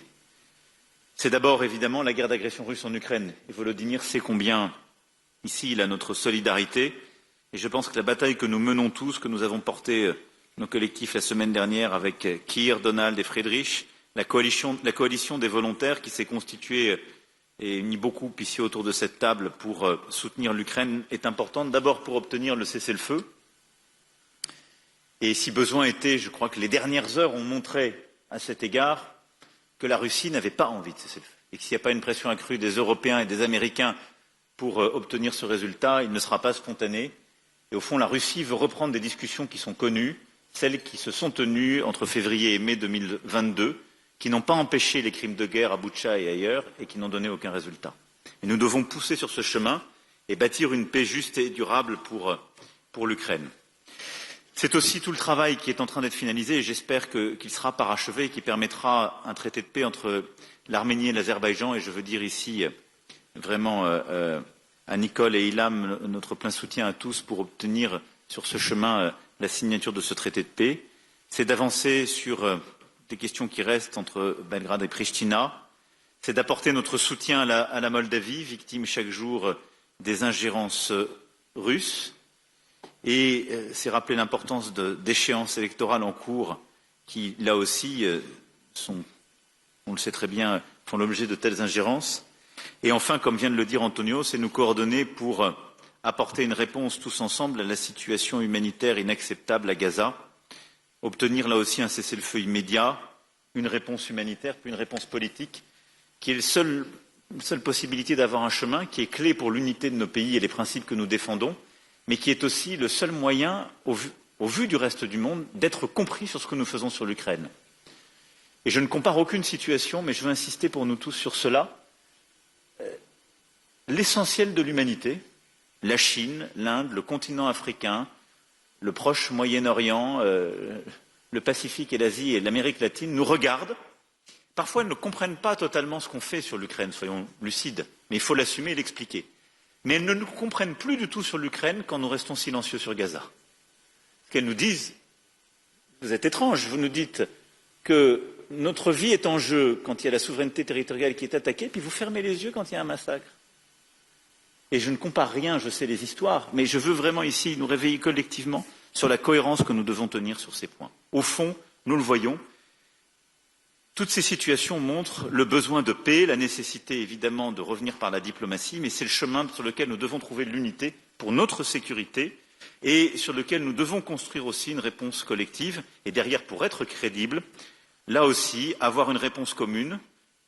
Une large majorité d'entre nous font partie de l'OTAN, mais nous avons aussi besoin d'avoir un pilier européen fort dans l'OTAN et d'agir en Européen pour notre sécurité collective. Et les dernières semaines et les derniers mois l'ont montré. Et l'Europe large prend encore plus de force et de pertinence dans le moment que nous vivons pour justement assurer sa propre sécurité. La communauté politique européenne est aussi l'espace qui permet de bâtir la sûreté pour nos populations. Et à cet égard, la lutte contre les trafics de drogue, le narcotrafic, la lutte contre l'immigration illégale sont des sujets essentiels que nous avons commencé à évoquer tous ensemble et sur lesquels je souhaite que nous puissions ensemble commencer à structurer des coalitions d'États, d'organisations internationales, d'agences européennes spécialisées pour lutter contre les trafics, notamment portuaires et fluviaux, et bâtir des échanges de données, lutter contre le financement illicite, le blanchiment et la corruption, et renforcer les programmes de prévention. C'est une bataille qui est clé, qui est attendue par nos populations. Tous ces trafics sont liés entre eux, et la communauté politique européenne est aussi l'espace qui permet de bâtir des coopérations très concrètes en la matière. Troisième élément, c'est la sécurité démocratique. Alain a versé la porte ô combien dans tous ses discours et à travers son organisation. Mais nous voyons à travers nos élections, la Roumanie le vit en ce moment, je l'évoquais, la Moldavie l'a vécu il y a très peu de temps, nous avons très clairement des menaces qui sapent l'intégrité de nos démocraties, qui minent leur résilience, et nous subissons des manipulations lors des périodes électorales, mais des ingérences informationnelles étrangères à peu près tout le temps. Et c'est quelque chose qui sape la sécurité démocratique de notre Europe. Et donc face à cela, et à ces fameuses FIMIS, nous avons lancé à Blenheim l'initiative qui a été portée avec Maya Sandu en créant un réseau de points de contact au niveau de la CPE pour améliorer la coopération entre nous. Et il faut aller plus loin en protégeant mieux nos infrastructures critiques face aux cyberattaques, en renforçant nos cadres réglementaires sur les contenus illicites en ligne, en traquant les flux financiers qui alimentent ces actions hybrides, mais cette sécurité démocratique est essentielle. Sinon, en particulier la Russie, continueront de déstabiliser nos opinions publiques pour bouger les lignes. La Commission européenne, je le sais, a des initiatives en cours, mais ce qui a été porté par Maya à Blenheim, je pense, est un point important sur lequel on peut accrocher tout ça. Puis le dernier point, c'est la sécurité économique. Je l'évoquais à Budapest, mais je pense qu'on n'a pas encore suffisamment pris la mesure que nous constituons un marché de 700 millions d'habitants. Et ce marché a une puissance extraordinaire. Il est beaucoup plus gros que le marché américain, il est beaucoup plus cohérent. Et en fait, compte tenu du niveau de vie moyen, il est plus structurant que le marché chinois. Si nous savons agir tous ensemble, c'est une énorme puissance de feu. D'abord, en renforçant les coopérations, en abattant les barrières tarifaires, en ayant de la convergence réglementaire, pour faire de notre grande Europe, de notre large Europe, quelque chose de beaucoup plus uni sur le plan commercial et sur le plan de l'intégration économique. C'est tous les débats qu'on a entre l'Union européenne et Royaume-Uni et qui sont menés en ce moment, mais c'est aussi les débats qu'on avait eus et que vous aviez structurés, en particulier Alexandre et Eddy, sur toute la région. Mais je souhaite qu'on puisse vraiment aller beaucoup plus loin sur cette intégration économique de la région, indépendamment des sujets d'élargissement et d'Union européenne. Et je pense que nous devons nous coordonner très fortement pour faire face à toutes les attaques extérieures ou, au fond, à tout ce qui crée de la concurrence déloyale. On est tous face aux tarifs américains, coordonnons-nous. On sera beaucoup plus fort si on se coordonne avec un marché de 700 millions d'habitants et de consommateurs. On fait tous face à la concurrence déloyale de certains produits venant d'Asie, en raison de différences de règles ou de la sursubvention de surcapacité. Coordonnons-nous, on sera beaucoup plus fort pour protéger nos marchés et ce commun. Et donc, je souhaite qu'on essaie de structurer aussi une réflexion et un travail autour de la sécurité économique à l'échelle du continent et donc autour de la communauté politique européenne. Voilà les quelques mots que je voulais dire, mais au fond, on le voit bien, notre grande Europe est à un moment de réveil géopolitique. Si justement on veut éviter le rapt et la Renaissance a continué de peindre les mythes et au fond le grand risque que Europe court, alors je ne sais pas si c'est Zeus transformé en taureau qui la ravira, ce que je sais c'est que les risques se multiplient face à nous et que la communauté politique européenne est un espace qui nous permet de structurer sur le plan géopolitique et militaire, sur le plan des sécurités et de la sûreté de nos pays, sur le plan économique et sur le plan démocratique, des réponses très concrètes par des coalitions d'action. Et donc pour ça, je pense qu'il est temps, comme ça avait été proposé par Victor et comme Eddy l'a suivi, en effet, de formaliser par un secrétariat léger une équipe de coordination de soutien pour suivre les projets concrets de la CPE, qui pourrait être assurée par la troïka des présidences et le président du Conseil européen, et du coup à chaque fois de pouvoir prévoir les 2 présidences à venir, ce qui permettrait d'avoir en permanence des troïkas et un suivi des projets que nous lançons dans ce cadre. En tout cas, Eddy, merci de nous permettre de nous retrouver à Tirana et merci pour l'hospitalité et l'amour lyrique de notre Europe que tu portes.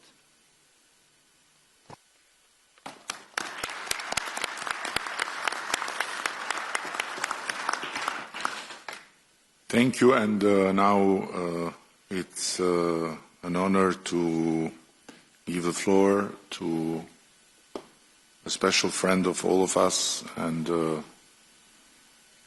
my dear friend V, the President of Ukraine, Volodymyr Zelenskiy. Thank you so much. Dear friend, thank you so much. Eddy, Prime Minister Rama, thank you, and thank you, Albania, for hosting us today.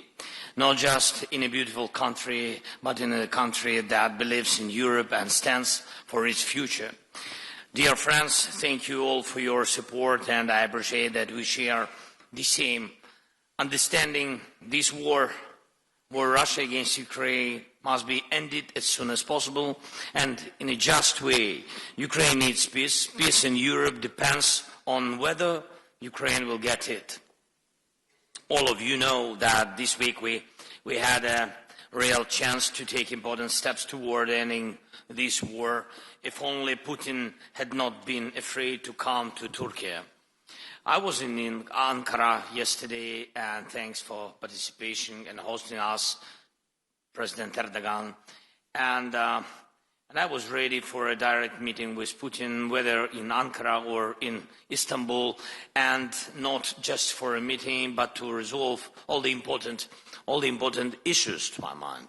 But he didn't agree to anything, Putin. And you can also see that the Russian delegation that came to Istanbul is of a very low level.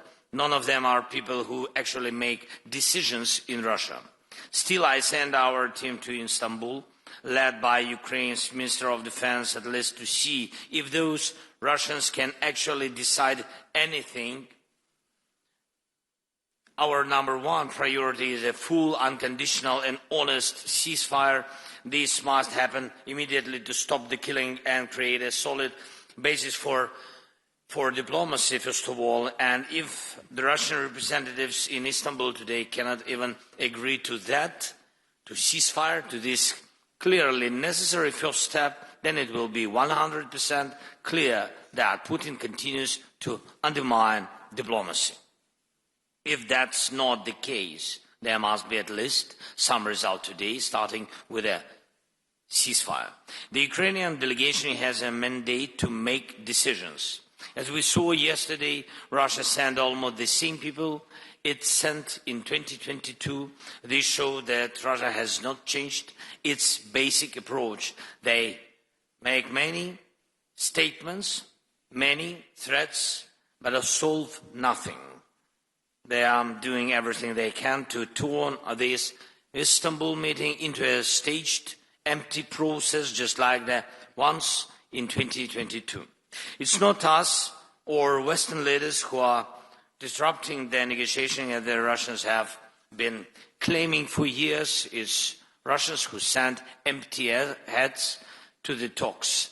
And that's what destroys the meaning of diplomacy. So if it turns out that the Russian delegation really is just theatrical and can't deliver any results today, the world must respond. There needs to be a strong reaction, including sanctions against Russia's energy sector and banks. Pressure must continue to rise until real progress is made. Ukraine is ready to take all realistic steps to end this war. I call on Putin to give his delegation real authority, and we need a full stop to the killing, long enough to give diplomacy a real chance. Secondly, we must build at least a minimum level of trust in the negotiation process.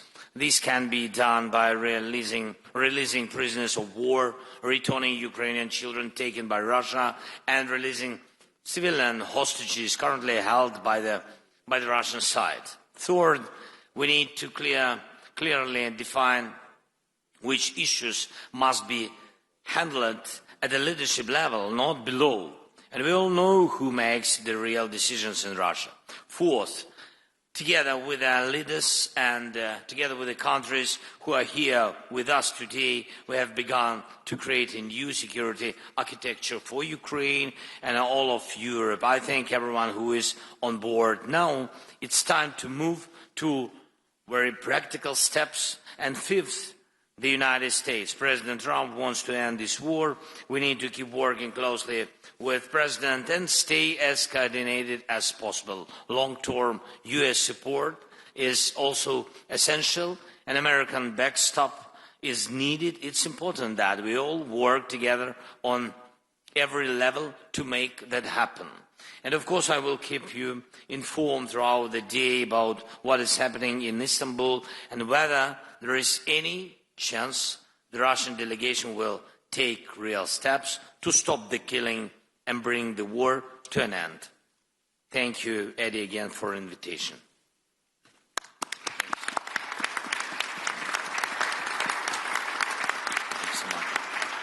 Thank you so much, and it's a particular honor to have here with us, and always a special guest in Albania, the President of Turkey, Recep Tayyip Erdogan. Mr. President, you have the floor.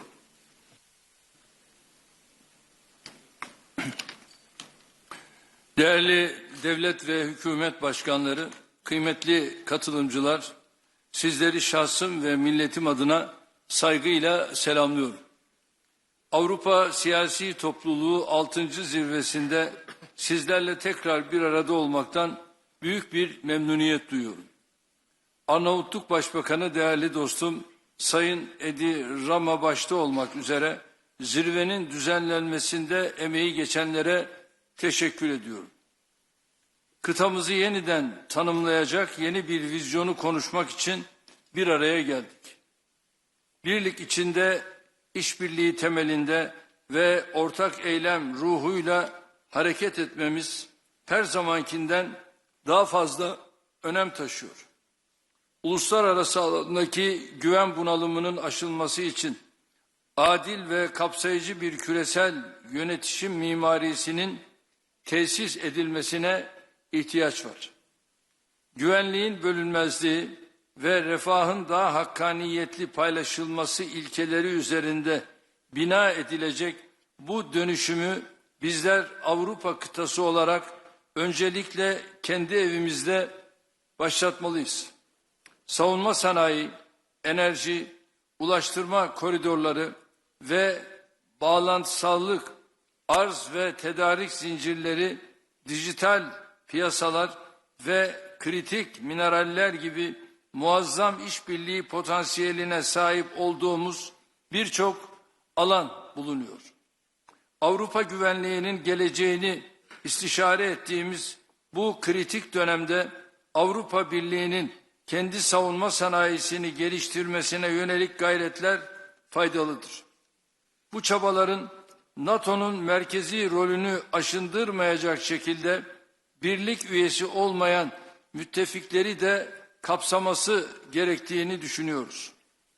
REARM ve SAFE gibi girişimlerin bu anlayışla yürütülmesinin Avrupa güvenliğinin hayrına olacağına inanıyoruz. Geçmişte Avrupa'da yaşanan birçok savaş ve ihtilaf bize göstermiştir ki savunma ve güvenlik gibi son derece hayati olan konularda bölündükçe zayıflıyoruz, birleştikçe güçleniyoruz. Kıymetli dostlar, ortak geleceğimizi düşünürken hiç şüphesiz ekonomik güvenliğimizi teminat altına alacak adımları da istişare etmemiz gerekiyor. Türkiye 1,3 trilyon dolar ekonomik büyüklüğü, 85 milyonu aşan genç ve dinamik nüfusu, rekabetçi sanayisi ve büyük tüketim pazarlarına doğrudan erişimiyle kritik önemdedir. Avrupa Birliği ile gümrük birliğimizin güncellenmesinin tedarik zincirlerinin güvenliğine katkı sunacağı kanaatindeyiz. Ayrıca bu adımın otomotiv, ilaç, savunma sanayi gibi kritik sektörlerde ortak üretim ve yatırım imkanlarının önünü açacağına inanıyoruz. İnsanlarımızın ve dolayısıyla mal, hizmet ve sermayenin hareketliliğini kısıtlayan Schengen gibi vize uygulamalarının da gözden geçirilmesi şart. Son yıllardaki yatırımlarımızla ve doğalgaz alanındaki anlaşmalarla ülkemizi bölge coğrafyası için önemli bir enerji merkezi haline getirme hedefimize adım adım yaklaşıyoruz. Bölgenin en gelişmiş enerji altyapısına sahip ülkesi olarak enerji dönüşüm sürecinde Türkiye Avrupa'da önemli bir aktördür. Yenilenebilir enerji alanındaki adımlarımız sadece ülkemiz için değil, tüm bölge için fırsatlar sunuyor. Çok taraflı ulaştırma güzergahlarının merkezinde konumlanan Türkiye, Avrupa'nın kesintisiz tedarik zincirlerinin muhafazasına ciddi katkı sağlıyor. Değerli dostlar, Ukrayna'da silahların susması ve barış zemininin oluşturulması için kritik bir dönemeçteyiz. Geçmişte olduğu gibi bugün de kapsamlı bir ateşkes öncelikli olmak üzere çözüme dönük çabaların her birine katkı sağlıyoruz. Sürecin hassasiyetine binaen bir dayatmada bulunmaksızın tarafların teşvik edilmesi, adil ve kalıcı barışa ulaşılması bakımından çok önemlidir. Sayın Trump, Putin ve Zelenskiy ile ayrı ayrı görüşmelerimiz oldu. Sayın Macron ve Meloni beni aradılar. Zelenskiy dün Ankara'daydı. Kendisiyle görüşmemiz sonrasında teknik görüşmelere başlama kararı aldı. Mart 2022'den bu yana ilk kez akan kanı durdurma noktasında önemli bir fırsat penceresi aralandı. Nitekim şu anda İstanbul'da Dışişleri Bakanımın riyasetinde görüşmeler Rusya, Ukrayna, Türkiye arasında devam ediyor. Bunun heba edilmemesi gerektiğine inanıyorum. Gelinen aşamada barışın süratle tesisi için Ukrayna ve Rusya arasında diyalog kanallarının açık tutulması için buradaki tüm ortaklarımızın desteğine güveniyoruz. her zaman ifade ettiğim gibi adil bir barışın kaybedeni olmayacaktır. Türkiye bu süreçte üzerine düşenleri yapmaya devam edecektir. Sayın devlet ve hükümet başkanları, Gazze'de 20 aydır eşi görülmemiş bir insani felaket yaşanıyor. Her gün çoğu çocuk ve kadın, onlarca masum katlediliyor. Buna dur demek, artık yeter demek mecburiyetindeyiz.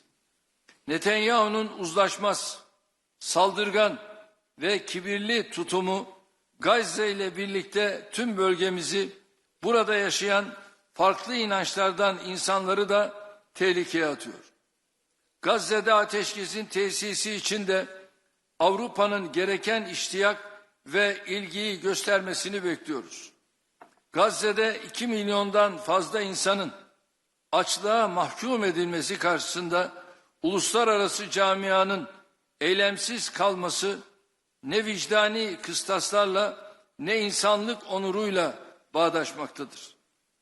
Kalıcı ateşkesin yanı sıra insani yardım sevkiyatının teminat altına alınması ve Gazze'nin yeniden yaşanabilir hale getirilmesi için de tüm imkanlarımızı seferber etmeliyiz. Esas hedefimiz ise sürdürülebilir tek çözümü teşkil edecek olan 2 devletli çözümü hayata geçirmek olmalıdır.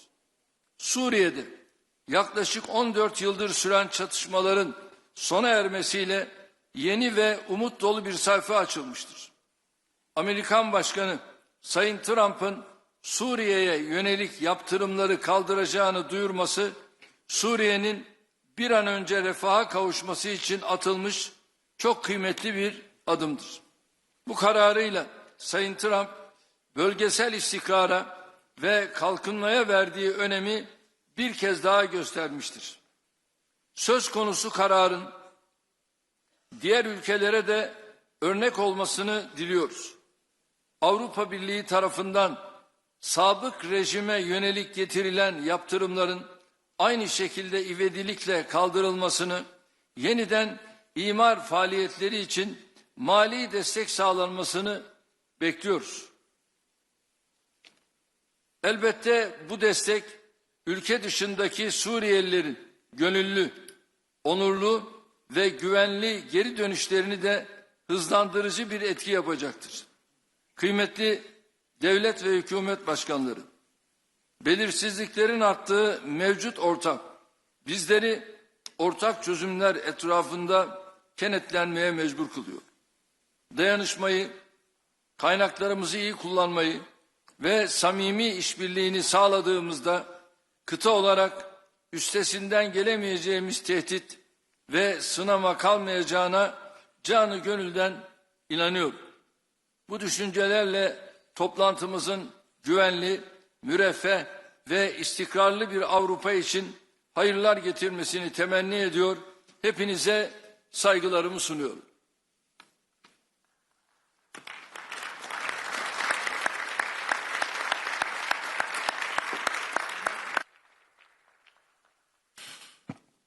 Thank you very much. Now it's an honor on behalf of the people of the Protectorate of Albania to give the floor to the Italian Prime Minister and Protector of our country, Giorgia Meloni. Dear colleagues, good morning everyone, and let me say thanks to Eddie, not for being a protectorate, but for his warm hospitality and the summit, and also for making me feel very young again with that video he showed in the inauguration.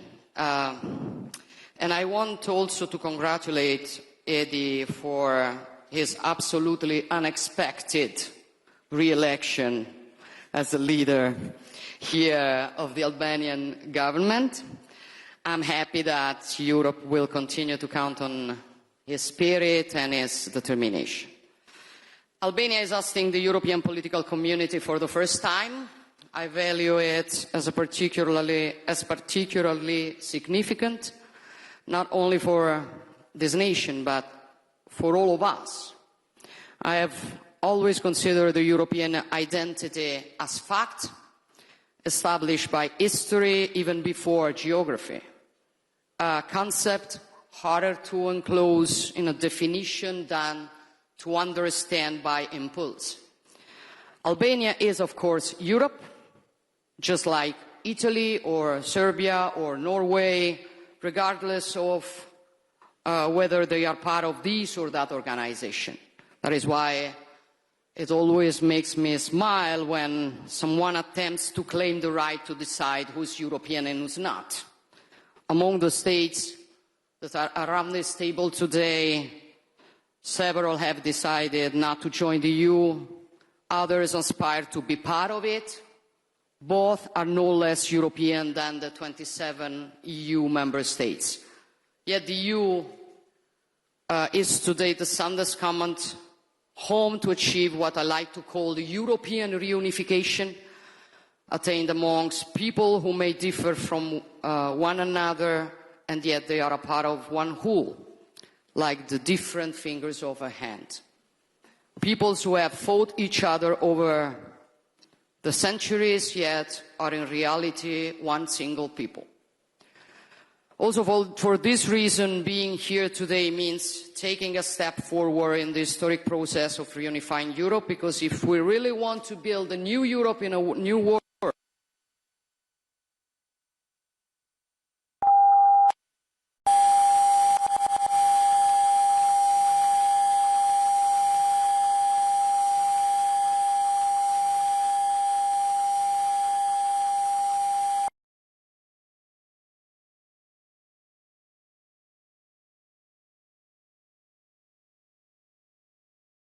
two lungs of Europe. For this reason, Italy is committed in Brussels to asserting a strategic approach to the Western Balkans to take into due account, despite the complex challenges posed by the region, the need to provide these countries with a clear EU integration perspective. Of course, enlargement involves new challenges, but I'm convinced that the European integration of Western Balkans, as well as towards the East, is also strategic investment on Europe's own security.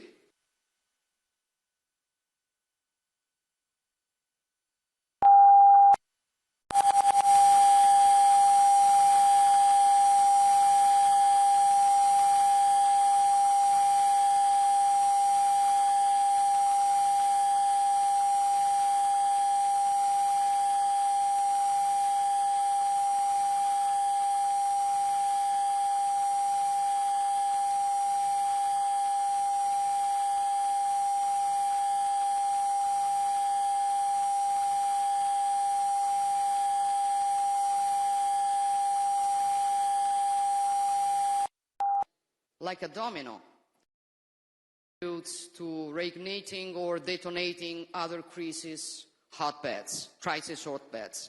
We have witnessed this in the Middle East, and not only there. That is why we will continue to stand by Ukraine and to strive for this war to immediately come to an end, because our security and freedom depend on restoring the force of law over the law of the strongest. And speaking of Europe and freedom, I believe it is nothing more European than a people willing to risk everything to defend its own freedom and independence. Every day, the heroism and tenacity of the Ukrainian people reminds us what Europe is and what the deepest aspect of our common identity is: freedom. We defend our freedom and we want peace. Volodymyr and the Ukrainian people want peace, and we newly witnessed it yesterday. The world saw who was really willing to sit at a negotiation table and who was not. And this shows also with respect to certain propaganda who looks for peace and who doesn't. At the same time, we must not interpret what happened yesterday as a setback and throw in the towel. Instead, we must insist with determination to finally achieve an unconditional ceasefire and a true peace agreement with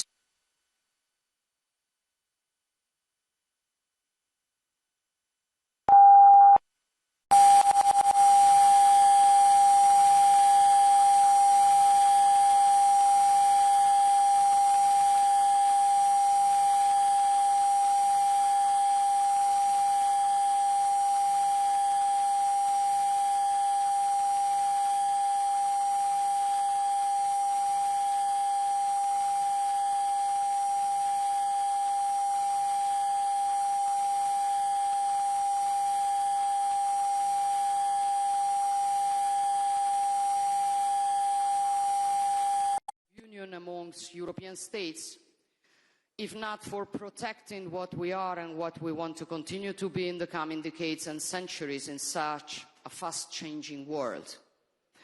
Because if Europe sometimes proves unable to face the great challenges, it is no one else's fault. It is our responsibility. And it is up to us to choose whether to go along a decline or instead fight it. And if we decide to fight it, first of all, we need to regain awareness, which is mainly awareness of who we are, what the European civilization is, of the great achievements it has accomplished across the history of humankind. A synthesis of values resulting from the encounter between Greek philosophy, Roman law, Christian humanism, a synthesis of values that allowed European civilization to conceive a world in which the person is central, life is sacred, and human beings are free and equal.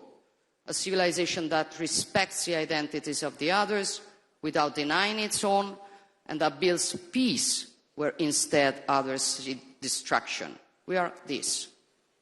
We are this before everything. And I think we have, first of all, to remember it every day if we want to build a Europe up to the role received from history. Thank you.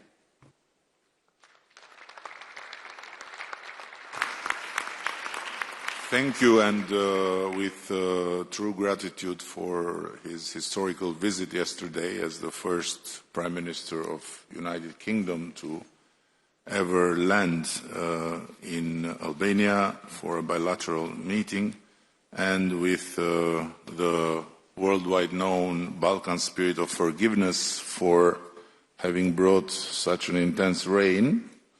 I'm honored to give the floor to the Prime Minister of United Kingdom, Keir Starmer.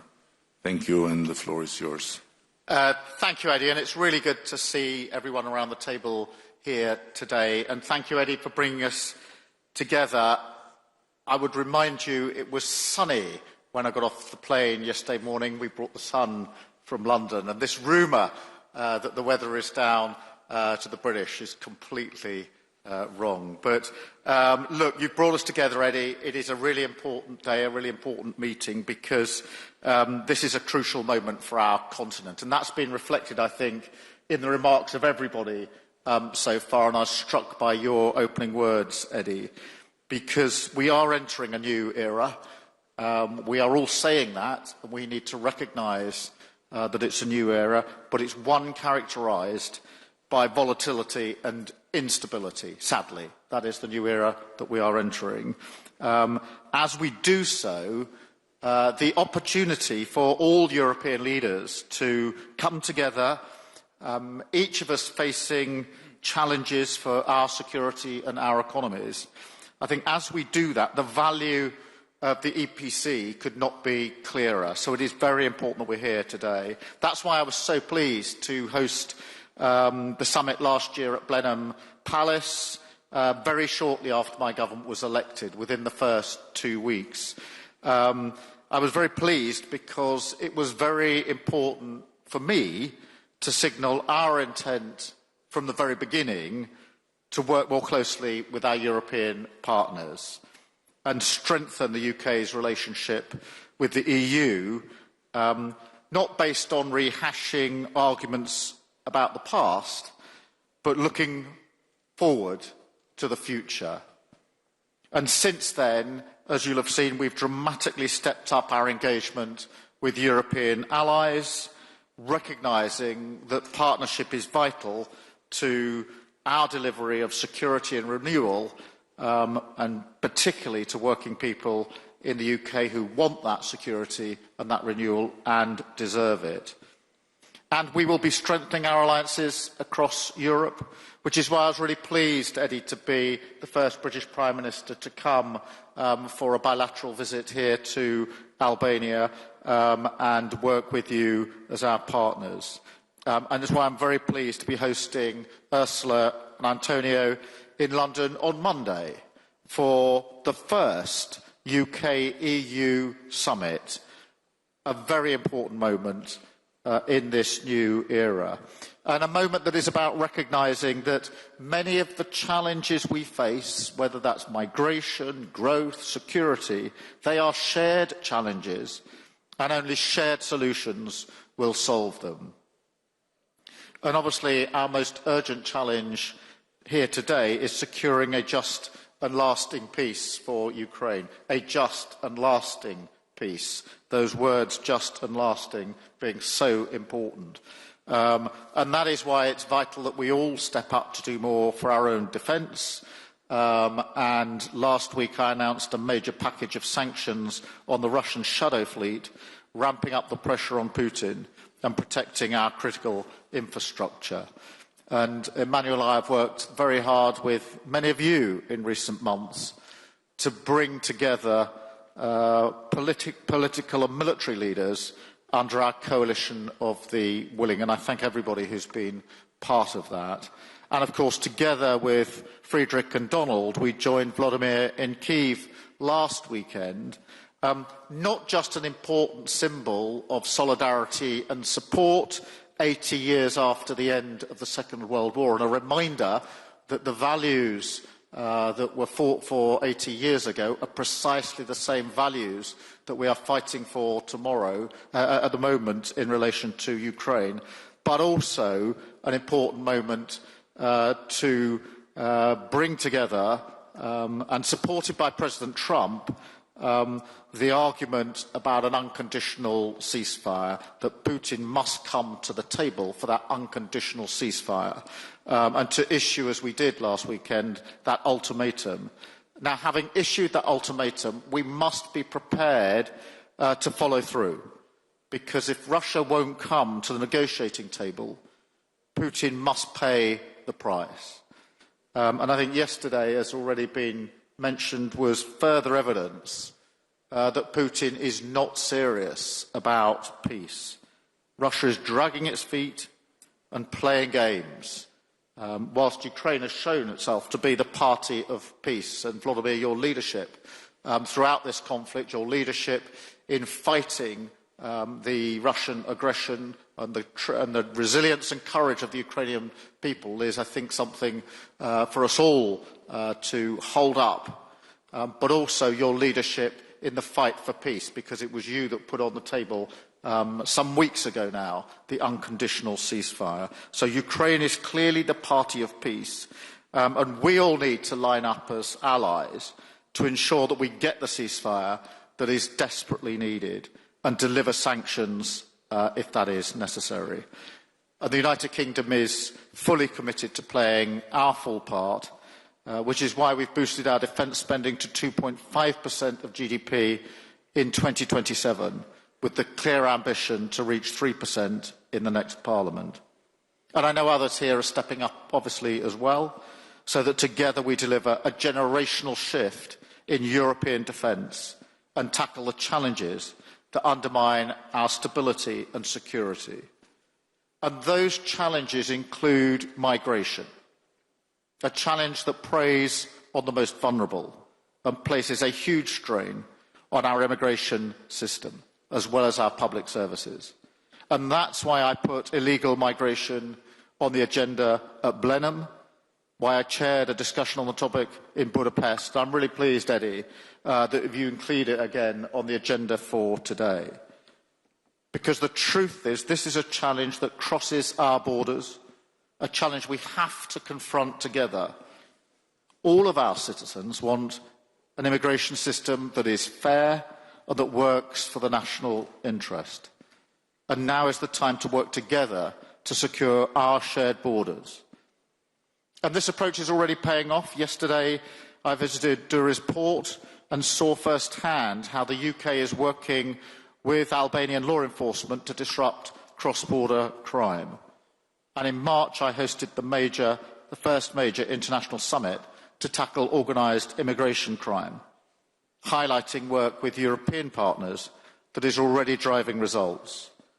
But now is the time to do more across the board on immigration, national security, and we all know it's absolutely critical to our economic security as well. So in a new era for trade and the economy, We will increase our resilience, strengthen our alliances, and reduce barriers to trade with our allies around the world and across Europe.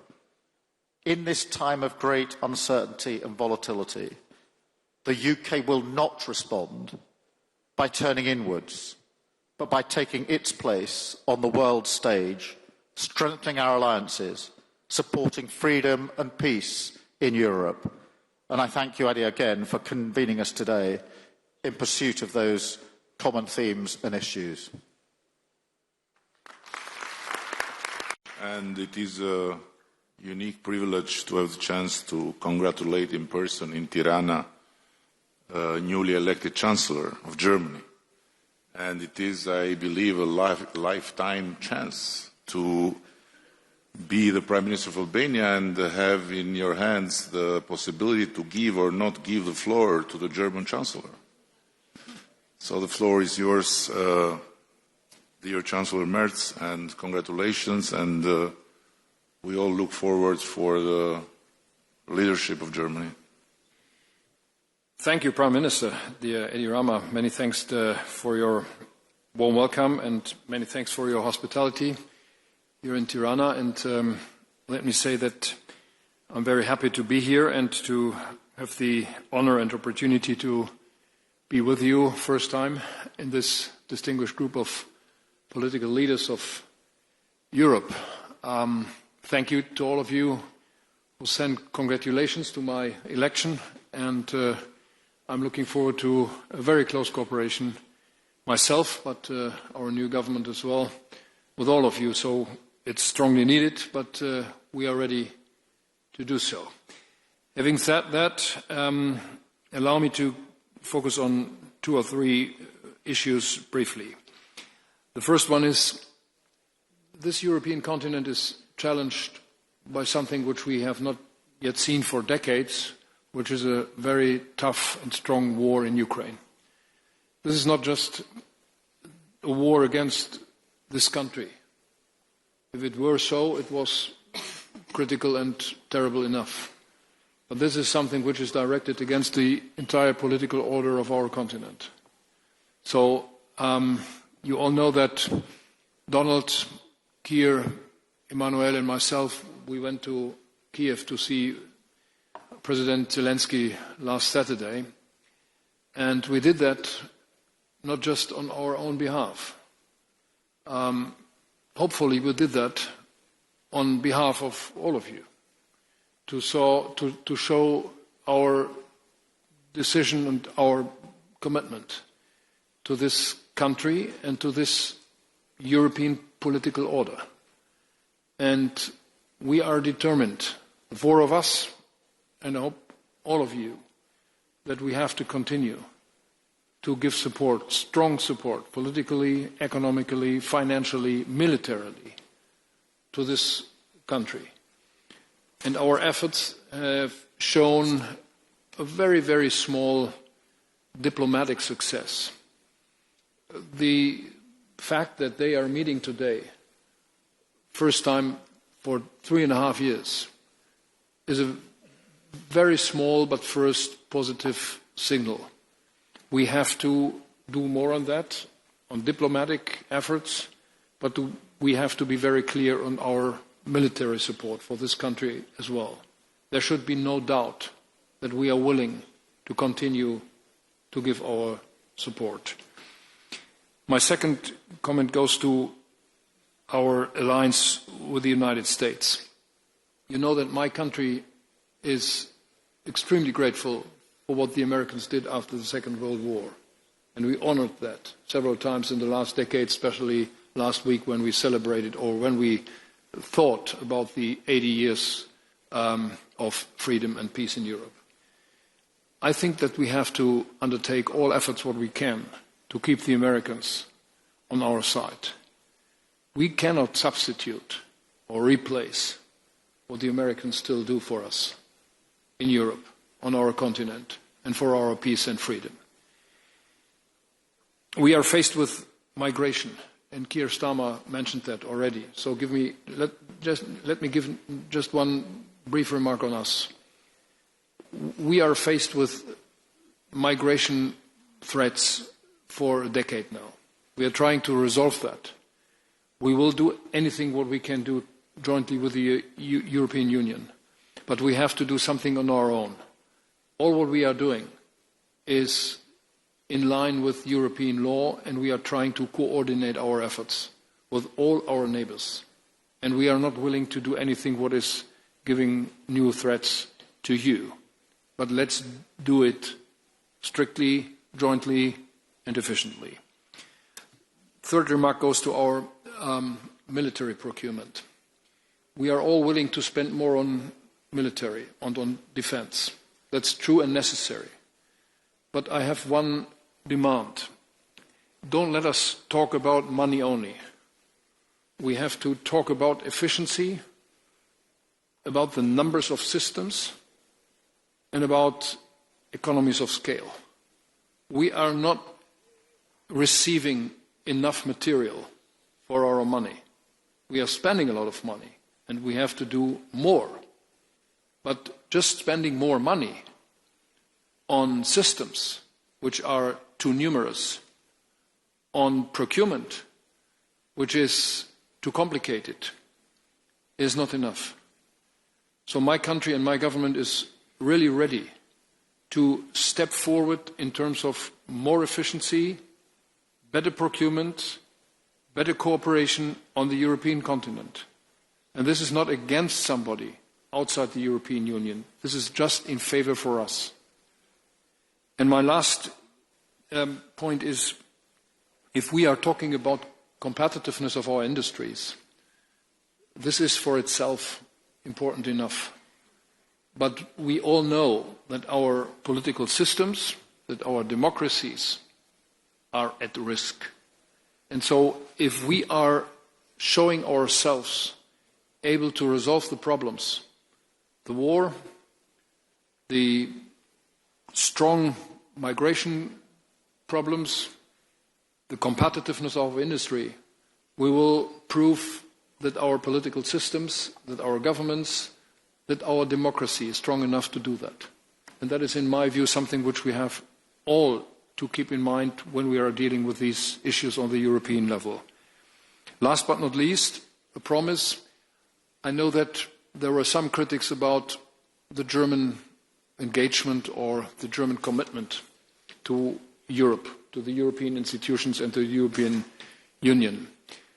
I asked my government to be as much as possible present on the European level, in the Council of Ministers, on other European institutions like this one and others, to show that Germany is clearly committed to what is necessary now in Europe, and that we are willing to find a new approach on our European commitment. That's not because we love Europe so much. That is because we all know that we can only be successful jointly. So many thanks for your warm welcome in this group. I'm looking forward to cooperate with you. I'm feeling very much at home in this group of people. Thank you so much.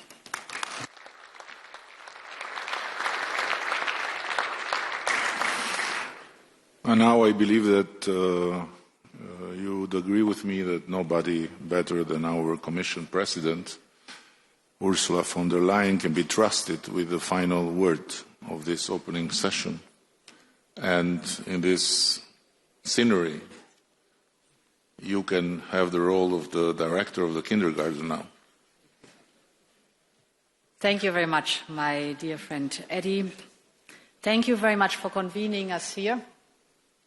Outstanding again, as we know you. And indeed, many of you said that the changes we are living through are historic, without any question.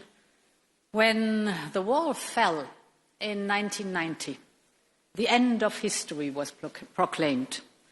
And you all remember that we assumed that economic and political freedom would eventually converge and that this would unite people.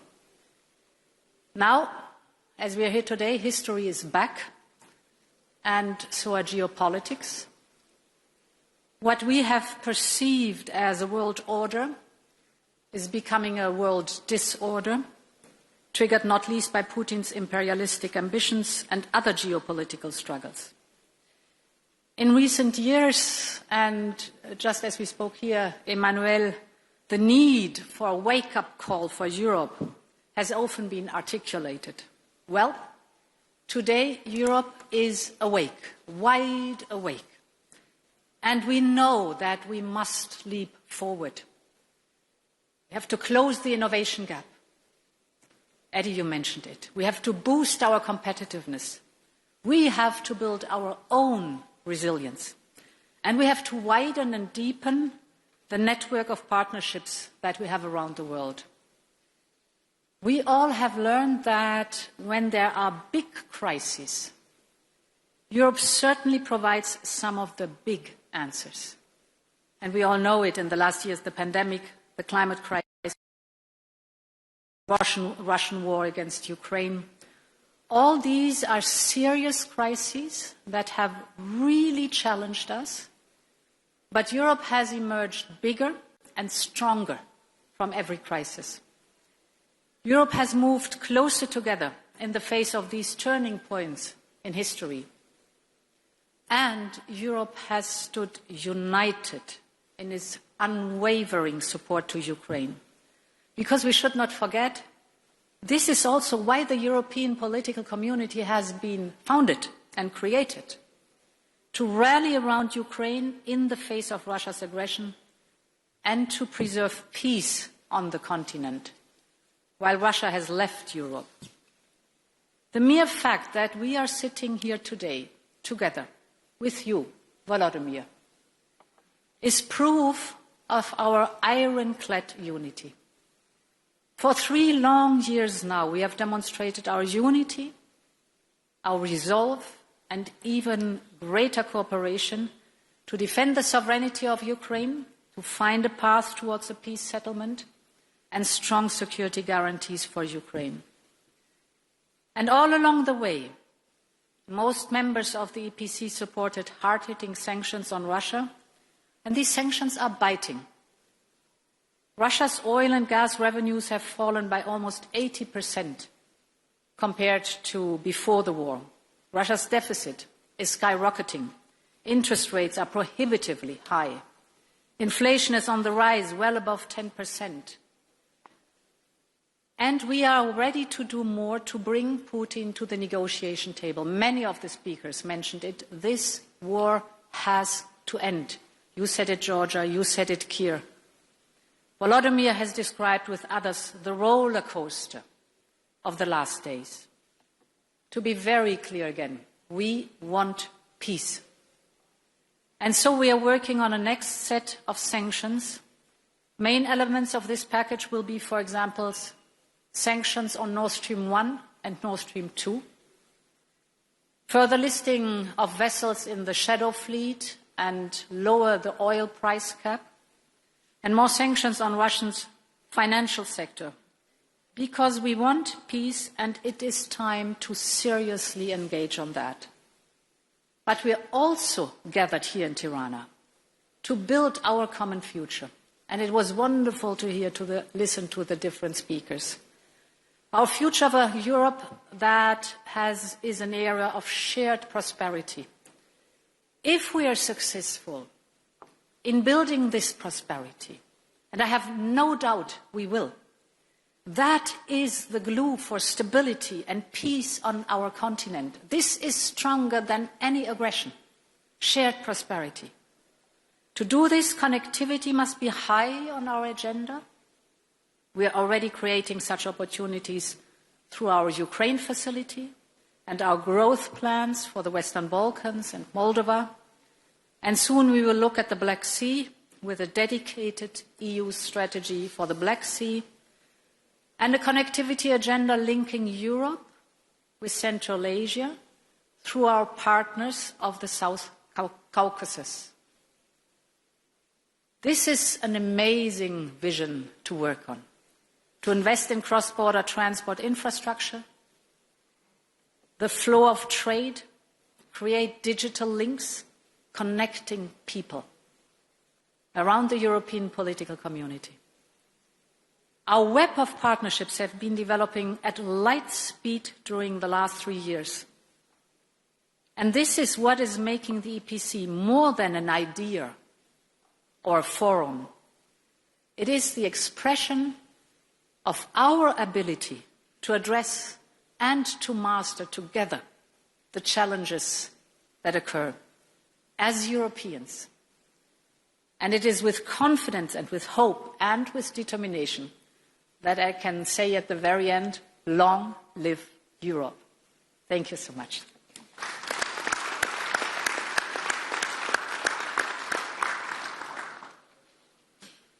Thank you, and I want to share with you that in our first common law, written in Middle Age, there is a very fundamental chapter about hospitality. And it starts with a quote that goes, the house of the Albanian belongs to God and the guest. And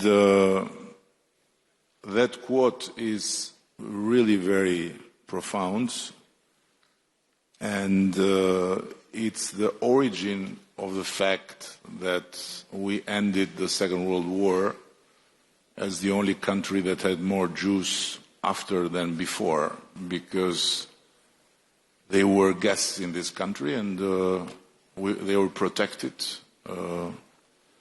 with Albanian lives.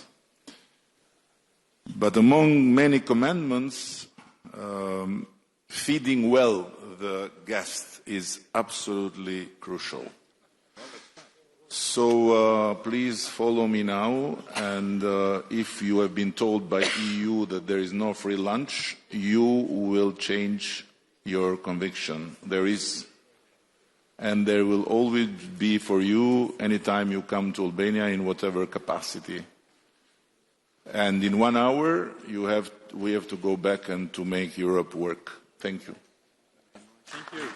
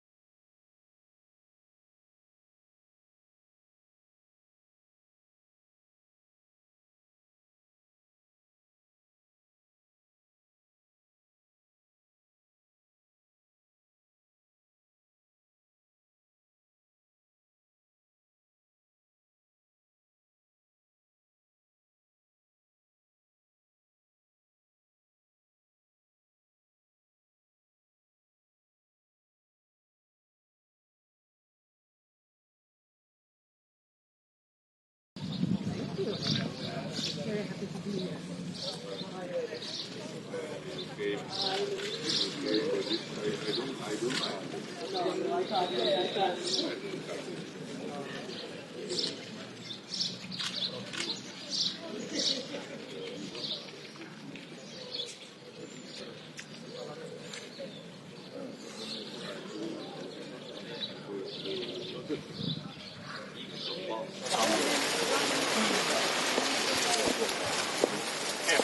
It is extremely important that we have the first ever European Political Community Summit here in the Western Balkans, where we will be as unequivocal as ever that we consider enlargement to be a win-win, both for the countries that are seeking to join, but also for the countries that are already in the European Union, because the European Union is not just a political community or an economic community, but can be truly a global strategic player. And we have always been the firmest.